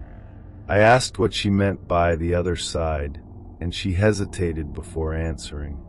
"There are stories about entities that don't belong to our world, and it seems someone is very interested in bringing them back." As Mrs. Arlene spoke, I felt the weight of her words grow, as if the air in the room was denser. She showed me an excerpt from the book I was reading, written in a nearly illegible handwriting. There were mentions of invocation circles, eternal guards, and waymarks. What you found is not just a symbol, she said, pointing to the piece of wood. It's a key. I asked, almost without wanting to know the answer. A key for what? She hesitated, closing the book slowly as if trying to pick the right words. That depends. For some, it is a key to protection. To others, it's an invitation. Her tone was grave, and the implications of what she was saying left me cold. You need to find out who this man was, she continued, referring to the strange restaurant. He knows things you have not told anyone, and it is not by chance. These doors that he mentioned, he was not speaking figuratively. Arlene handed me the piece of wood again, but this time she seemed reluctant. Take that and try to remember something else. Something you and your cousins may have done or seen in that house. My stomach turned. Didn't want to mess with those memories, but I knew she was right. As I left her house, I looked at the piece of wood in my hand and asked myself, if this was a key, what exactly had she opened? And more importantly, did I want to find out? I returned to the hotel with the piece of wood in my hands, his symbolic weight growing by the minute. I spent hours going through my memories, trying to remember something that could make sense, but everything seemed blurry. Each time I concentrated on the night spent in that house, the feeling of being watched came back with full force. It was only when fatigue finally beat me that something hit me. One detail that was forgotten. The last time we were in the forest, when we found the circle marked on the ground, Sam mentioned that he thought he saw something shining in the trees. At the time, we didn't give a lot of thought, but now it seemed obvious that it should have meant something. Took my phone and called Sam, even though it was late at night. He answered groggy, but his voice became serious as soon as I mentioned the symbol. You also felt that it never ended, didn't you? He said, with a tone of resignation that made me shudder. I agreed, and he suggested we meet. Before hanging up, however, he took a long break. Taylor, do you still have that notebook? The question made my blood cold. The notebook, which I had hidden for years, now seemed more dangerous than ever. I have, I replied hesitantly. So bring it. If we want to understand what's going on, we need to start from the beginning. I closed my eyes, feeling the weight of everything coming back at once. The next morning, I took the notebook and the piece of wood and went to find Sam. Didn't know what would come next, but one thing was certain. Whatever those doors had opened, they were never really closed. The locked room in the barn. When we were kids, my grandparents' barn was like a world apart. Old and dusty, but full of hidden corners and old things that seemed to have their own stories. That day, we were playing hide and seek when I stumbled upon something I had never noticed before. A locked wooden door, almost hidden behind old boxes and rusty equipment. The lock was large and looked sturdy, as if no one wanted it to be opened. What is this place? I asked, but my cousins shrugged. Nobody knew, and when I asked my grandparents later, the answer was short and evasive. You better stay away from it, my grandfather said, the tone too serious for usual. It only increased my curiosity. Late at night, when everyone was already sleeping, I heard something that sounded like a rustle coming from the barn. At first, I thought it was just the wind or one of the dogs walking around, but the sound sounded different, more constant, as if something was alive. I waited a few minutes, trying to ignore it, but curiosity won. I woke Ethan and Lily up, and together we decided to investigate. On the way to the barn, the silence of the night was so heavy that each step seemed too high. As we entered, the feeling of being watched was almost instantaneous. We headed straight for the locked door, where the sound seemed to be louder. "There's something there," said Ethan, and Lily, who was usually the bravest, seemed nervous. We decided that we couldn't let it go. Inside, we found something that none of us expected. There were shelves full of glass jars, each containing animals preserved in yellow liquids.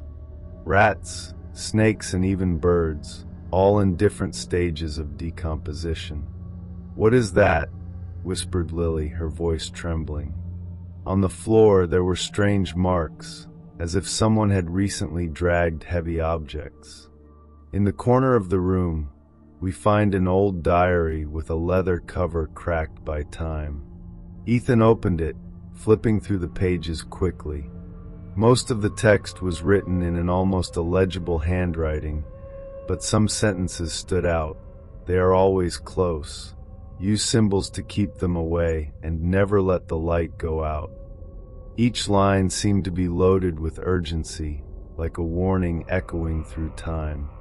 As we leafed through the diary, the air inside the room seemed to get heavier, almost suffocating.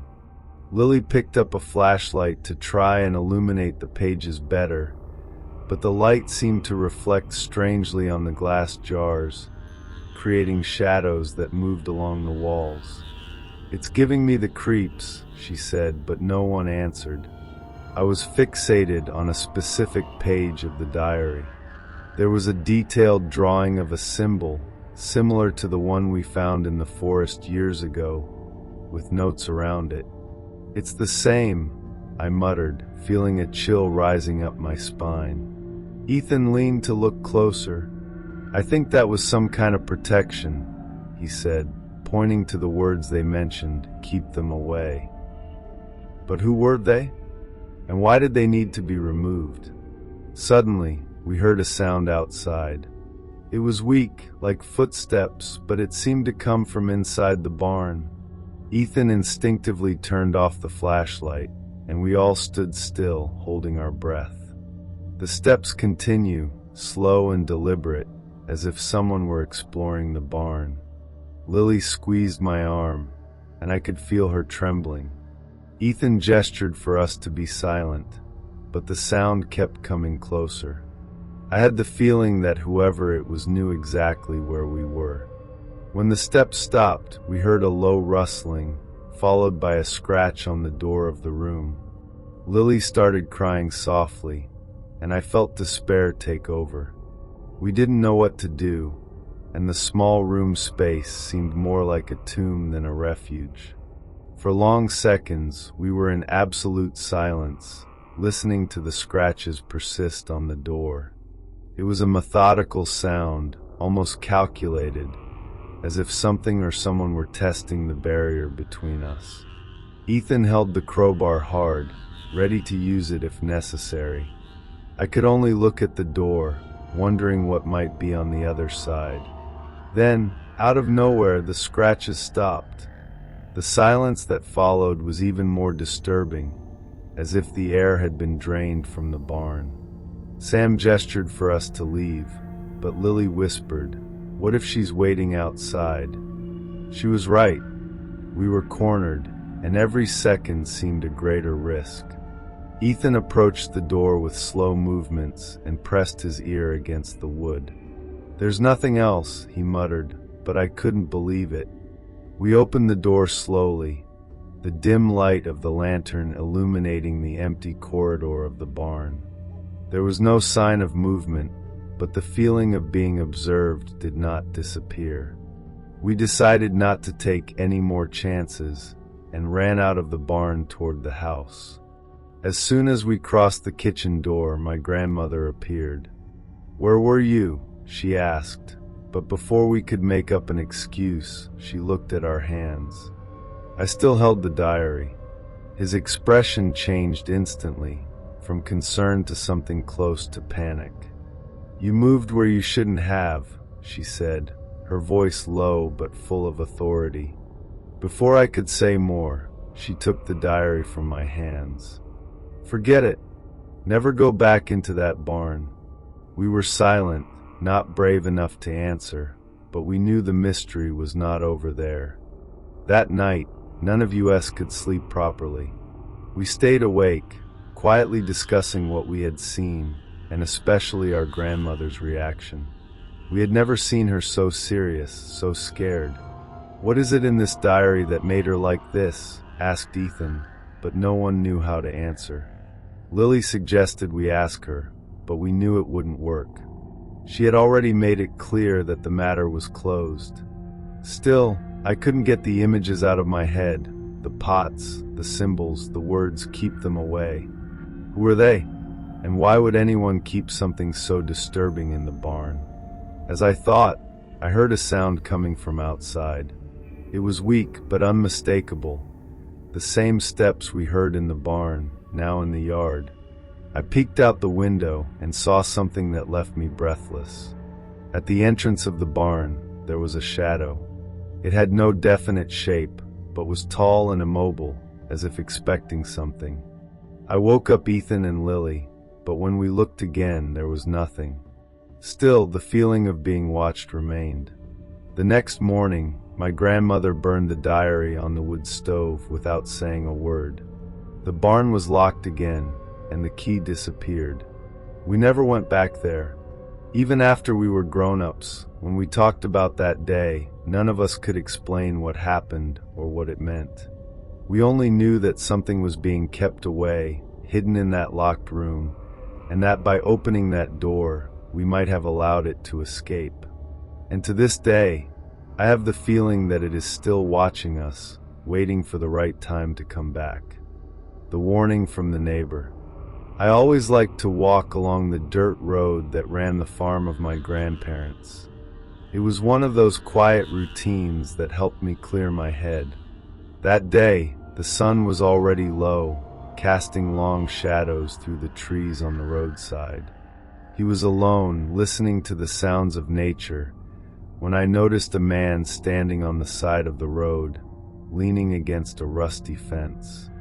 He looked old, with worn clothes and a hat that hid part of his face. When I passed, he waved slightly. It was not unusual to find neighbors or farmers around, so I returned the gesture and kept walking.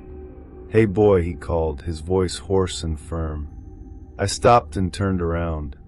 "You should stay away from that forest," he said, pointing his chin at the tree line further ahead. "Why?" I asked, more curious than concerned. He squinted, staring at me as if he were evaluating whether it was worth explaining to me. "There are things in the trees that don't like to be observed," he said, almost as if it were an obvious finding.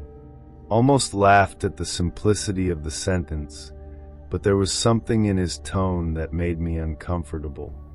"It's just a forest," I replied, trying to sound carefree. He didn't laugh or move. "Just be careful, boy. Not everything you see there is what it looks like." Before I could answer, he turned his back and started walking slowly to the other side. I stood still for a few seconds, still absorbing the warning, and then continued my way. I tried to forget the meeting, but something about the way he spoke stuck with me. In the following days, I tried to get the old man out of my head, but he seemed to come at the most inopportune moments. During a walk around the farm, I saw her silhouette standing on the edge of the forest, with her back to me, staring at the trees. It seemed so still that, for a moment, I thought it was an illusion or some forgotten scarecrow. But when I called him, he turned slowly, as if he was sure that I was there all the time. He said nothing, just watched me for a few seconds before disappearing into the trees. The discomfort grew every time I saw him, but at the same time the curiosity also increased. Who was he? Why was he so worried about the forest? And more importantly, why did he always seem to be around? The third time I saw him, he was sitting on a log on the edge of the forest, his hat pulled down as if he were dozing. But as soon as I passed him, he said, without raising his head, "You are still walking too close." Stopped at the same instant, with my heart racing. "What do you mean by that?" I asked, but he just laughed softly, a dry sound that didn't sound friendly at all. "Some things are better left alone," he said, before getting up and disappearing into the forest once more. This time, I could not contain myself. I ran to where he was, but when I got there, I only found dry leaves and broken branches. No sign of footprints or that anyone had actually been there. The feeling of being observed returned with full force. After that meeting, I started noticing strange things around the forest. Some mornings, while I was having coffee on the balcony of my grandparents, I noticed movement among the trees. Sometimes they were fast, as if something small was running. Other times, they were slow, larger shadows that seemed to slide between the logs. I tried to convince myself that they were just animals, but the feeling of being observed never disappeared. One late afternoon, as I was walking near the fence separating the farm from the forest, I saw something that made me stop at the same moment. The old man was there again, standing between the trees. Only this time he didn't seem to be just watching. He was looking at me directly, with an expression that I could not decipher. When I stepped towards him, he turned and disappeared into the darkness. This time, my curiosity was stronger than fear. I jumped over the fence and went into the forest, heading in the direction where he had gone. The ground was covered with dry leaves, and each step seemed too high in the oppressive silence. The more I walked, the more I felt that something was wrong. It wasn't just the absence of bird sounds or wind. It was the feeling that the whole forest was watching. Then I saw him again, standing a few meters ahead. He didn't seem surprised that I was there, as if he had already expected it. "You really don't know how to hear, do you?" he said, with his husky voice echoing among the trees. Before I could answer, he pointed to something on the floor. When I looked, I saw strange marks, symbols engraved on the earth, like those I had found years ago. I looked at the symbols on the floor and immediately felt a shiver rising up the spine. They were deep notches, as if someone had spent hours recording them there. Interlaced circles, crossed lines, and something that looked vaguely like a human figure in the center. "What is this?" I asked, trying to hide the nervousness. The old man did not answer immediately. He just bent down, passing his fingertips through one of the circles carefully, as if it were something sacred. "It's a warning," he finally said, "for those who know what to look for. But for you, it's a reminder. Never look too long." His voice was calm, but loaded with something I couldn't identify, maybe fear. "Why do you keep showing up?" I insisted, now more angry than frightened. He looked up at me, and there was something in them that made me freeze. "Because you opened the door, and now there is no way back." Before I could ask what he meant, a strange sound echoed through the forest. It was a rustle like leaves being stirred, but it was continuous, rhythmic, almost like a breath. I looked around, trying to locate the origin, but the shadows between the trees seemed to move, distorting everything around me. The old man put his hand on my shoulder, and his voice was steady. "Go back to where you came from." Now, I didn't wait to argue. I ran back towards the fence, without looking back. Each step seemed heavier, and the sound kept chasing me, getting louder every second. When I finally reached the fence, I climbed up and fell on the side of the farm, panting. As I turned to look into the forest, the old man was still there, standing on the edge, but this time he said nothing. He only watched me, motionless, while the rustling ceased abruptly. After returning to the house, I closed the door with force and leaned against it, trying to catch my breath. My mind was a mess, trying to process what had happened. Who was that old man? Why was he so fixated on the forest, and more importantly, what did he mean by the door? My grandparents found me in the kitchen soon after, but I didn't ask them anything. Knew that any mention of the forest or the old man would only raise more questions than answers. I spent the rest of the night turning around in bed, thinking about the symbols on the floor and the feeling of being watched. Even inside the house, I didn't feel safe. Something in the forest seemed to be lurking, waiting. The next morning, I went to the balcony, still thinking about the old man. I looked at the edge of the forest where he had stayed the night before, but there was no sign of him. For a moment, I thought that maybe he was just a figure of my imagination, a reflection of the fear I have had since I was a child. But then I noticed something on the fence. A piece of dark cloth stuck in the wire. I picked it up carefully, and the smell was familiar. The mixture of earth and wood that I felt the day before. On the ground near the fence, there were footprints. They weren't mine. As much as I tried to turn away the feeling, I knew that the old man was not the greatest threat. It was what he was trying to protect me that really mattered. And although I escaped from the forest that night, I could not get rid of the feeling that something had come with me. The tomb without name. The edge of my grandparents' property has always been unexplored territory. The tall grass and dense bush made it difficult to get there, but that afternoon, something pushed us to go further. Me, Ethan, and Lily were bored and decided to explore. After making our way among thorny shrubs and low branches, we found something that none of us expected. A small graveyard covered with bush.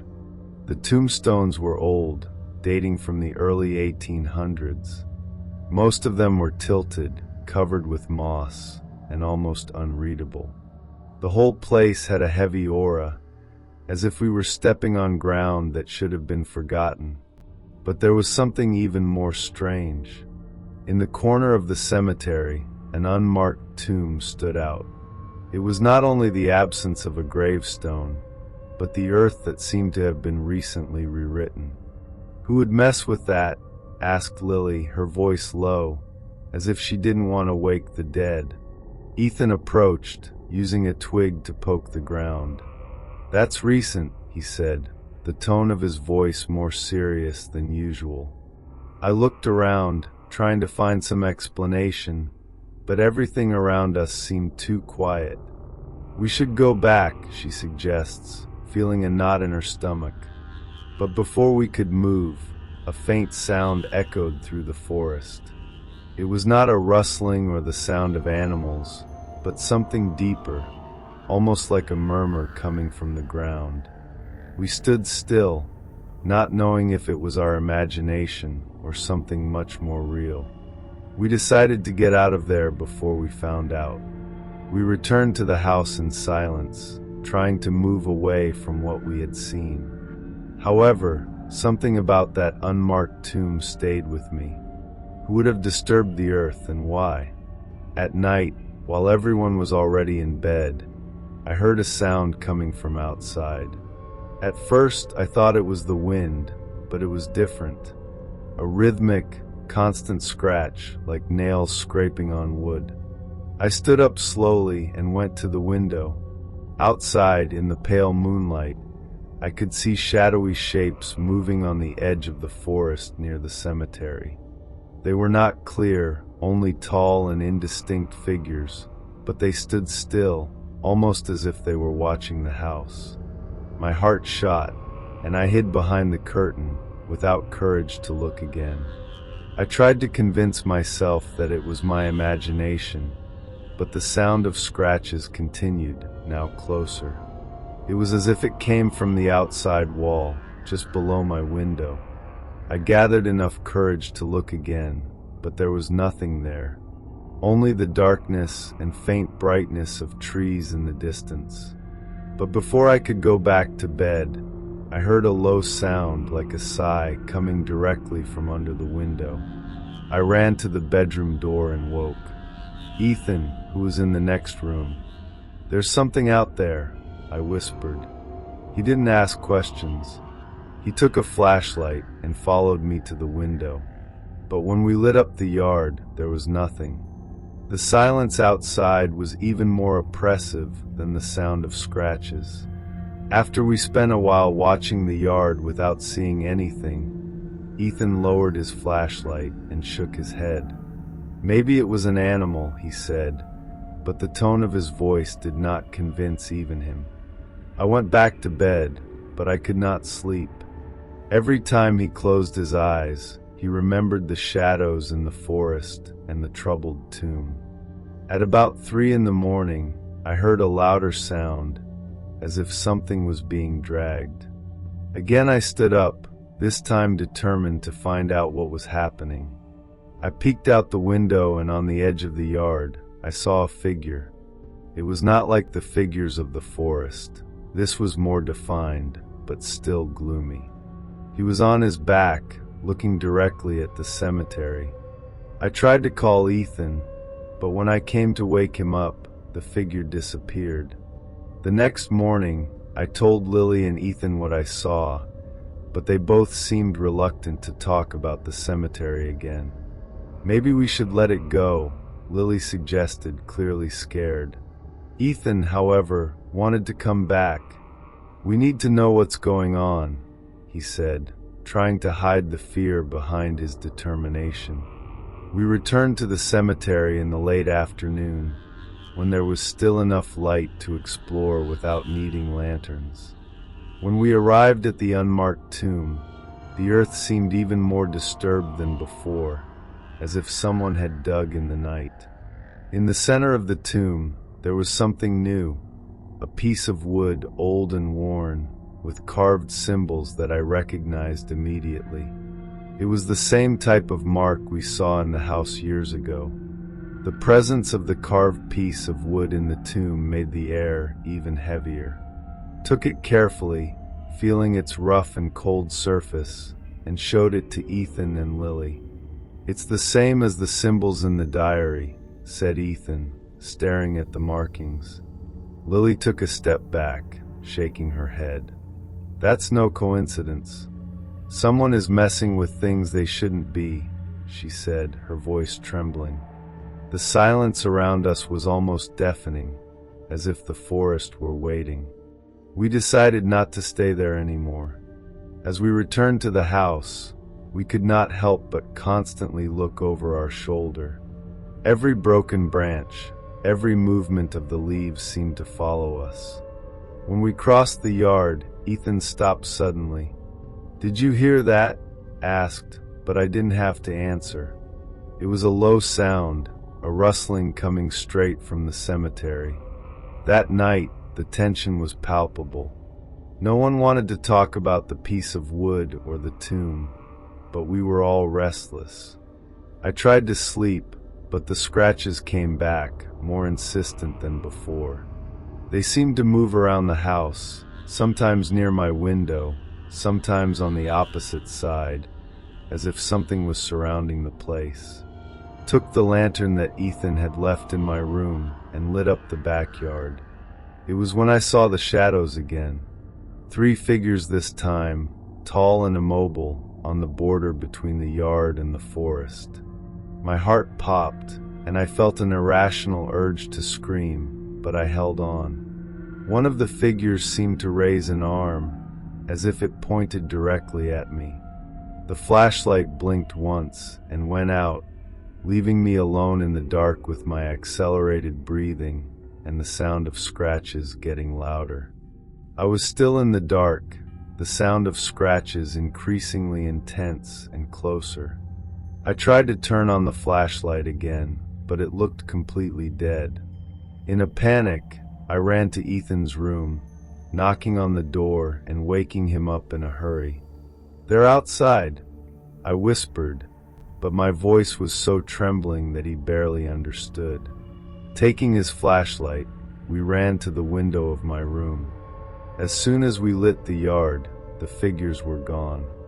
There was no sign of footprints or movement in the trees.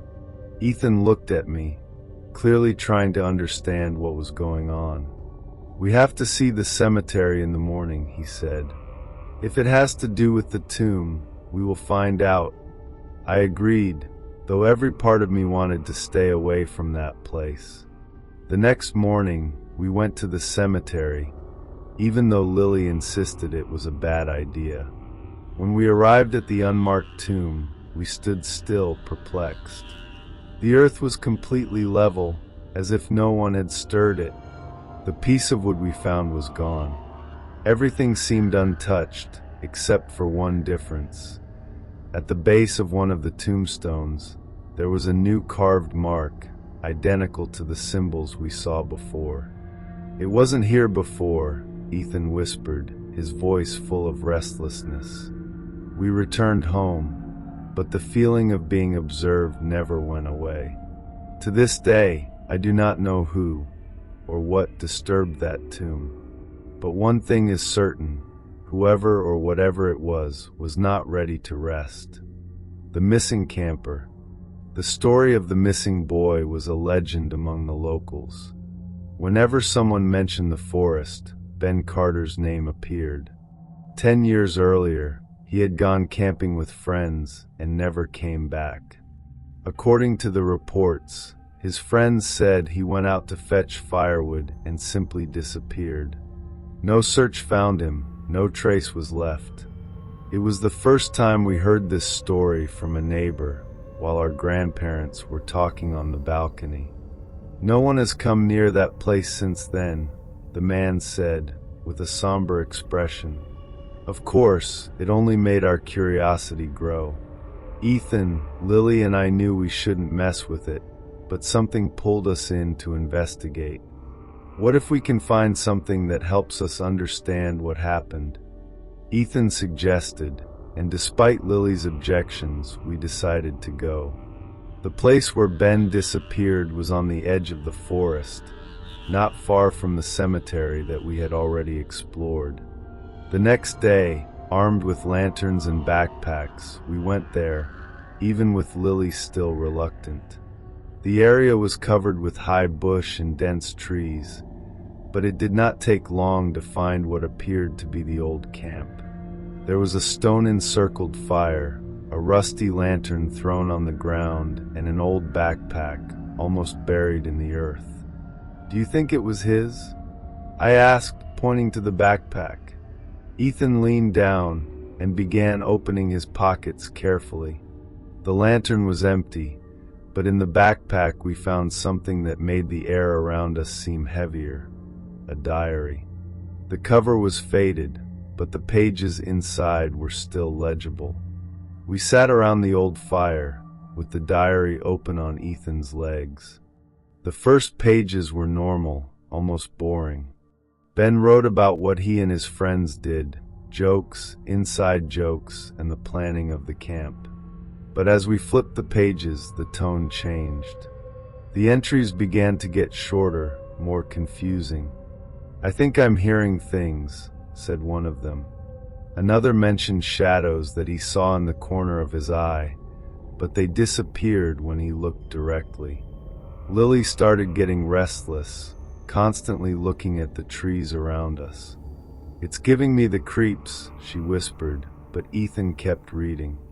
One of the last entries was especially disturbing. "They are closer now. I don't know who or what they are, but I feel that they are surrounding me. I can't sleep." Then we found the last entry. The words were blurred, as if they had been written in a hurry or with trembling hands. "I can't escape. They don't want me to leave. The sound is everywhere." The next page was torn, and the diary ended there. A strange silence took hold of us as we looked at each other, trying to process what we had read. The sound of the wind in the trees seemed louder now, almost like a constant whisper. "I think that's enough," Lily said, closing the bag with a quick move. But before we could leave, we heard a sound that made my heart stop. It was the rustling of leaves coming from within the forest. slow and rhythmic like deliberate steps. Ethan turned off the flashlight, and we were still, stuck between fear and curiosity. We stood still, trying to hear more clearly. The rustling continued, but it seemed to come closer, coming towards us. Ethan pressed the diary against his chest, as if it could protect him. "That's not the wind," he whispered, barely opening his mouth. Lily grabbed my arm, and I could feel her hand trembling. I wanted to run, but something kept me stuck in place, as if I needed to see what was coming.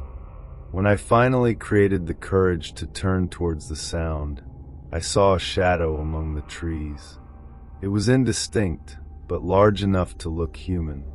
Only there was something wrong with the way it moved. It was irregular, as if he was hesitating or trying to decide where to go. "Let's get out of here," I whispered, and Lily started pulling my arm, but Ethan didn't move. He stared at the shadow, almost hypnotized. "Ethan, come," Lily said, her voice almost breaking. It was then that the sound changed. It was no longer just the rustling. It was like a whisper, low but growing, words that we could not understand. Ethan finally took a step back, and we pulled him away from camp. We ran without looking back, trying to avoid the branches and bushes that tore our clothes and hurt our skin. When we reached the edge of the forest, the murmur stopped abruptly, but the feeling of being observed remained. We stood still for a few seconds, trying to catch our breath, before crossing the field and returning to our grandparents' house. We didn't say a word until we were locked in the room, with the diary on the table. Back in the room, we sat in a circle around the diary, still trying to process what we had just gone through. Ethan opened the pages again, as if he hoped to find something that he had missed before. Lily, however, was clearly shaken. "That was a bad idea. Those shadows, the sound, they weren't normal," she said, hugging her knees against her chest. I wanted to agree with her, but there was something in the diary that made me uneasy. Every word seemed loaded with despair, as if Ben had struggled to the last moment to cling to reality. If he was being followed by something, why did he stay? Why didn't he run? I asked aloud, but no one had an answer. It was then that we noticed something strange. On the last page of the diary, where the text ended abruptly, there was a slight mark of something that looked like dry blood. Ethan passed his finger over the stain, frowning. "It's as if he was trying to write something," he said, tilting the diary towards the light. We take a flashlight and illuminate the page from different angles, until we can distinguish one single word written in haste. "Look." "Look what?" The silence in the room seemed almost suffocating, as if the whole house was waiting for our next action. "Maybe he was trying to warn us about something," I suggested, but Lily shook her head. "Or he wanted us to stay away. It's not a warning to look for more." As we discussed, a familiar sound came through the silence of the night, the rustling of leaves. This time it was coming from outside the window.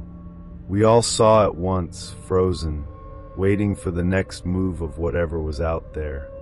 The rustling of leaves continued, slow and methodical, as if anyone or anything outside knew that we were listening. Ethan picked up the lantern, lighting the window with his trembling hands. But outside there was nothing but darkness. "I heard clearly," said Lily, almost in a whisper. We stood still, trying to hear any other sound, but everything was quiet. It was then that we noticed something on the edge of the window. A small object was stuck in the parapet, as if it had been left there on purpose. When Ethan opened the window carefully, we found it was a dirty old piece of cloth, almost torn into strips. There was something sewn on it, a pattern that we recognized immediately, the same symbols from Ben's diary. The sight of the piece of cloth was enough to leave us paralyzed. It was as if someone or something wanted us to find that, but the idea that it could have been left by who or what was following us was unbearable. We decided not to open the window again that night and locked the bedroom door, putting Ben's diary back in his backpack as if it could contain anything. Even now, years later, I remember clearly the sound of those footsteps and the murmurs in the forest.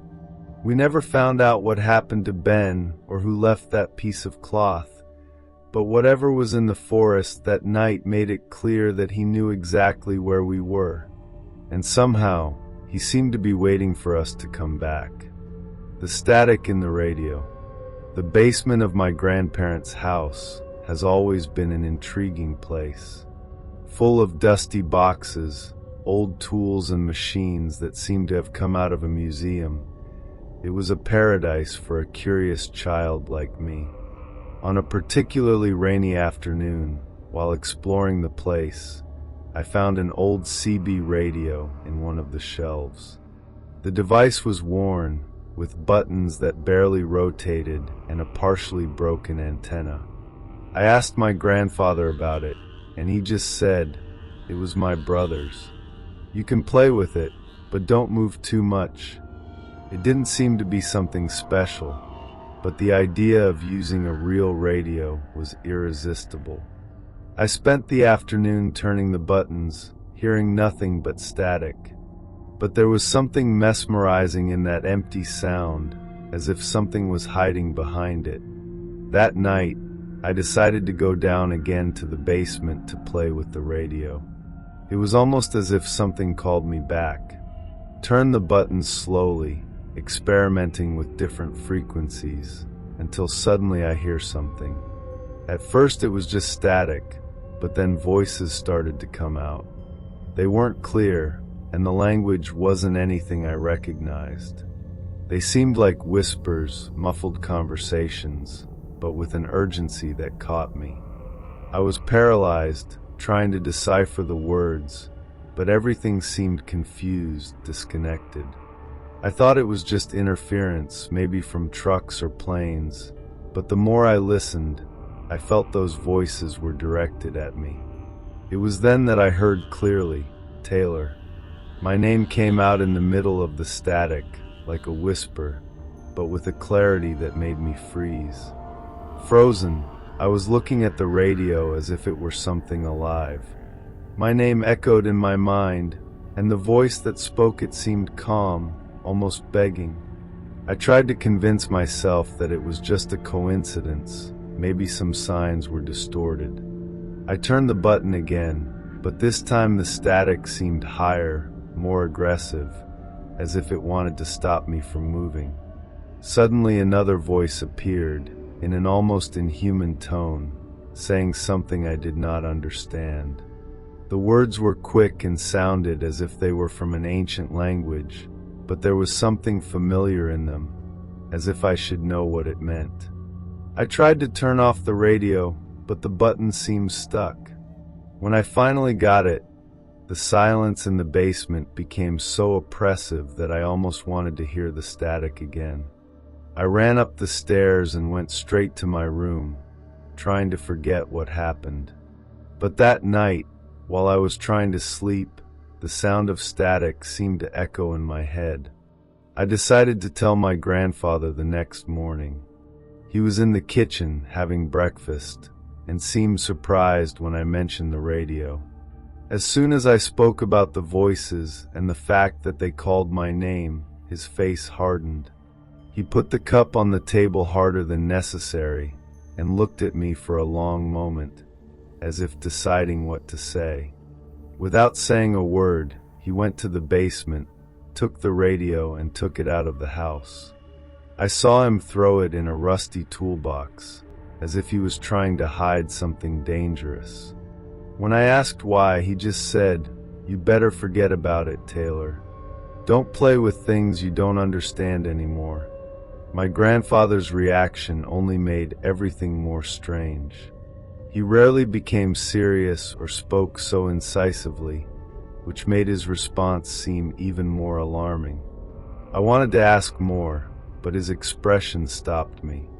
He didn't want to talk about the radio, and it seemed clear that insisting would only make things worse. I spent the day trying to act normally, but my mind kept going back to the voices. Who were they? Why did they call me by name? And what exactly did my grandfather know? That night, I lay there listening to the silence of the house, trying to find answers that didn't come. It was then that I noticed something strange, a low sound coming from the outside. It was a faint static, almost imperceptible, but too familiar to be a coincidence. Got up and went to the window, peeking into the yard. I saw nothing at first, but the sound persisted, as if it was growing, approaching. Took courage and opened the window, letting in the cold night air. It was then that I realized the sound came from the box where my grandfather had put the radio. Even with it off, even after I had taken it out of the basement, the sound was still there. I quickly closed the window, my heart pounding. The next morning, I told Ethan and Lily what happened. They were curious but also worried. Ethan suggested we check the radio, but Lily shook her head. Your grandfather was right. That's not normal. Maybe it's better to let it go. Despite her warning, we knew it would not be so simple. At the end of the day, when my grandfather went out to work on something in town, Ethan convinced me to go to the box where the radio was kept. Lily, though hesitant, ended up joining us. As soon as we opened the rusty lid, the static sound became louder, as if it had been waiting for us. The radio was there, apparently off, but emitting the same sound we heard in the basement. Ethan, always the bravest, took the device and tried to push the buttons. It's dead, he said, but the sound continued even without any sign of functioning. That's when we heard the voice again. Taylor, she said, but this time there was something different. It wasn't a cry for help anymore. It was lower, more sinister, almost like a warning. Lily took a step back, holding my arm tight. I don't like it, she muttered. We decided to put the radio back in the box and close the lid. When my grandfather came back and realized that we had touched the device, he said nothing, but his look was enough to make us understand how much we had crossed a limit. That night, while I was trying to sleep, I heard a sound again, but this time it wasn't static. It was a low, indistinct whisper, as if someone were in the corridor outside my room. When I finally created the courage to look, there was nothing there. The next day, the radio and box disappeared. My grandfather never mentioned what he did to them, and none of us had the courage to ask. But even today, whenever I hear the sound of static, I feel a chill in my spine and remember the voices that should never have spoken to me. The forgotten bunker. Finding the trapdoor was pure luck. We were playing hide and seek in the fields behind the farm when Ethan stumbled upon something covered with tall grass and dry leaves. What is it? He asked, kicking the earth to clear what appeared to be an old wooden cover. Lily and I approached, curious. The lid was worn, with a rusty metal ring in the center. After some effort, we managed to open the hatch, revealing an iron ladder that descended into darkness. Is this a bunker? I asked, trying to process what we were seeing. Ethan was already coming down before any of us even suggested what to do. Lily hesitated, but as always, curiosity overcame fear, and we all ended up going down. The air downstairs was cold and damp, with the unmistakable smell of metal and mold. The sunlight barely illuminated what seemed to be a narrow corridor leading into a small room. In the center, there was a rusty table with food cans scattered, some open and others still sealed. Around, ragged clothes were thrown on the floor, as if someone had left everything in a hurry. What caught our attention, however, was the wall in the background. She was completely covered with old newspaper clippings, some so yellow that we could barely read. When we approached, we noticed that all the articles talked about disappearances in the area.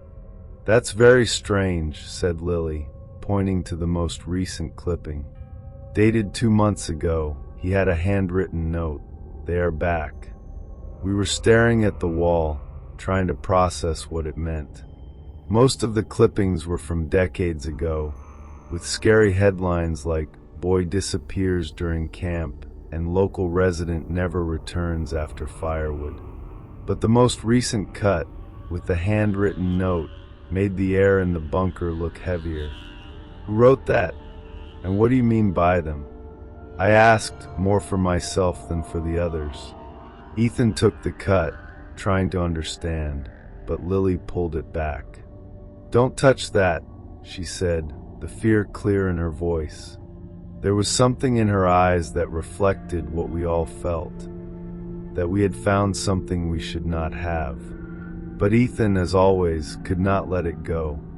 He started to stir up the cans and clothes, looking for more clues, while Lily and I were standing near the stairs. That's when we found something else.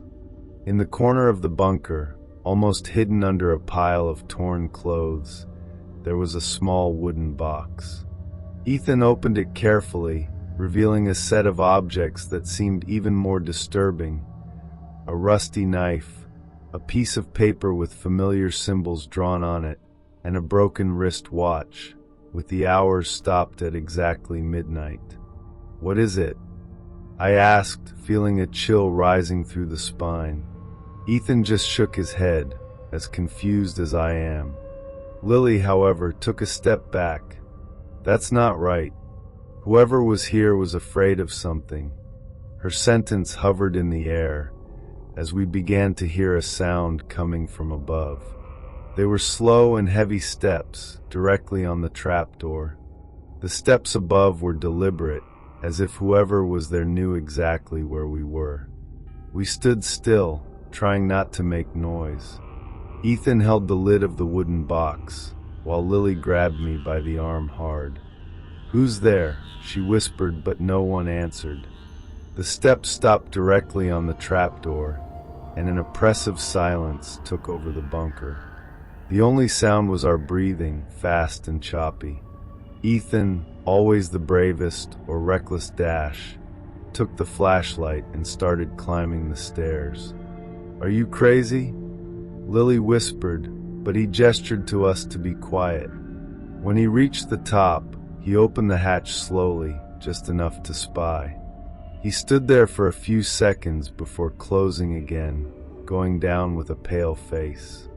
There was no one, but I think I saw something moving towards the forest. We went down together to the main room of the bunker, trying to decide what to do. "What if it's the person who left all this here?" I asked, pointing to the wall full of clippings. But Lily shook her head, clearly nervous. "Or what if it's something that shouldn't be here?"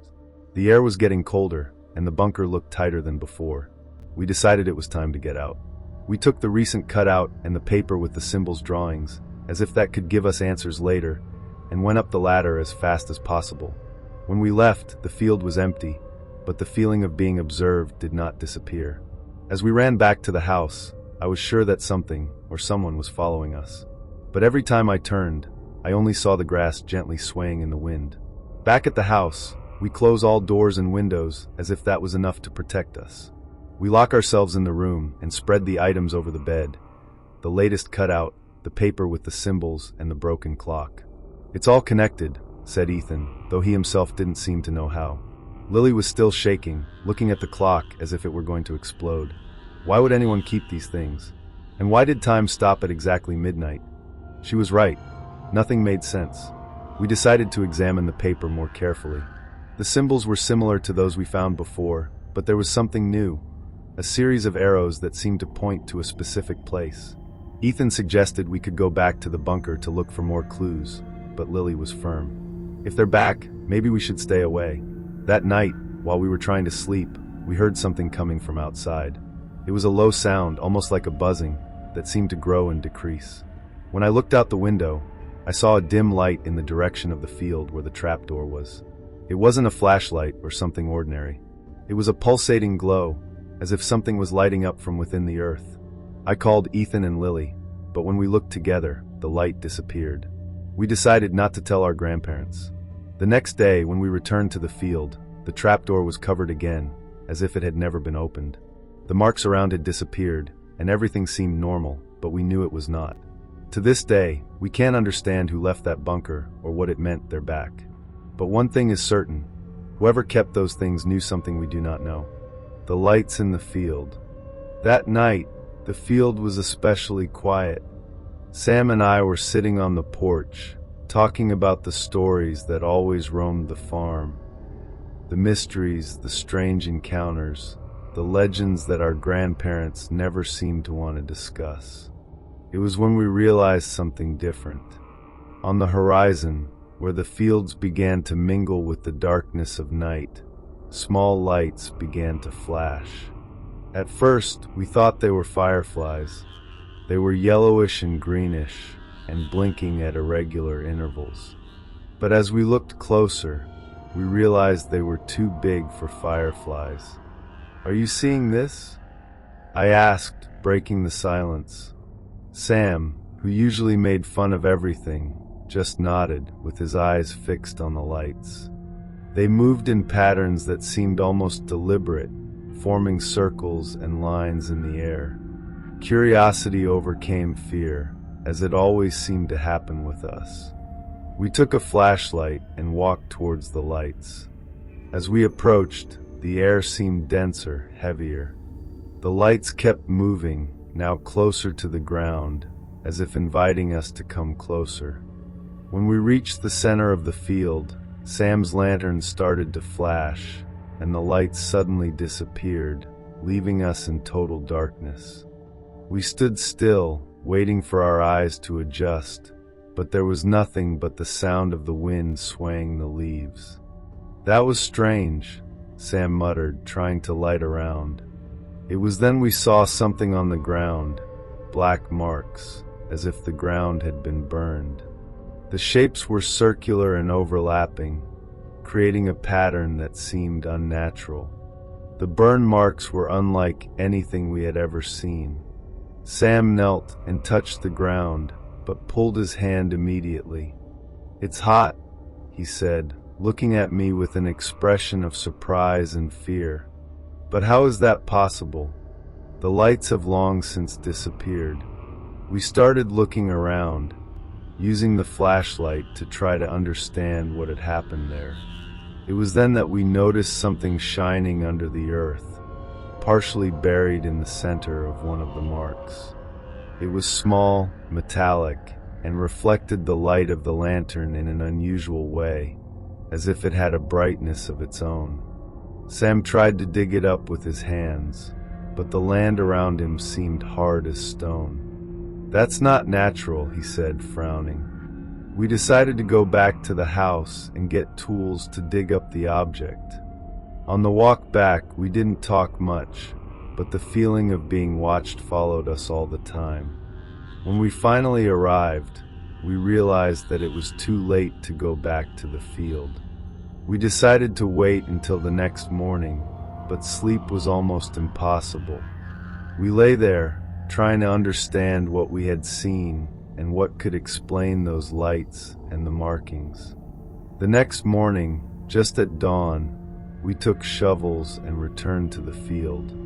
To our surprise, the marks were even more visible in daylight, and the soil around them looked dry, cracked, as if it had been exposed to extreme heat. We worked fast, digging the place where we saw the metallic object until finally we can get it out of the ground. When we finally managed to dig up the object, we realized that it was even stranger than it seemed the night before. It was small, the size of a tennis ball, but perfectly spherical, with a metallic finish that showed no signs of wear or rust, despite being buried. There were marks on the surface, patterns that resembled symbols or letters, but nothing we recognized. "What kind of metal is this?" Sam asked, turning the ball in his hands. Even under the hot morning sun, the object was cold to the touch. When he tried to shake it, a muffled sound, like liquid or particles inside, echoed slightly. That's not from here," he said, almost as a whisper. I didn't want to agree, but deep down, I knew he was probably right. We took the object back to the house, hiding it in the shed so that our grandparents could not see. We spent hours trying to figure out what it could be. We used a magnifying glass to examine the patterns, but they were so intricate that it was impossible to tell if they were decorative or functional. We decided to leave the object there and research later, but by nightfall strange things began to happen. While we were in the room, we heard a low hum coming from the shed. It was weak but steady, like the sound of a machine running. We ran to check, but as soon as we opened the door, the sound stopped. The object was in the same place, but something looked different. It shone lightly, as if it was absorbing the light around.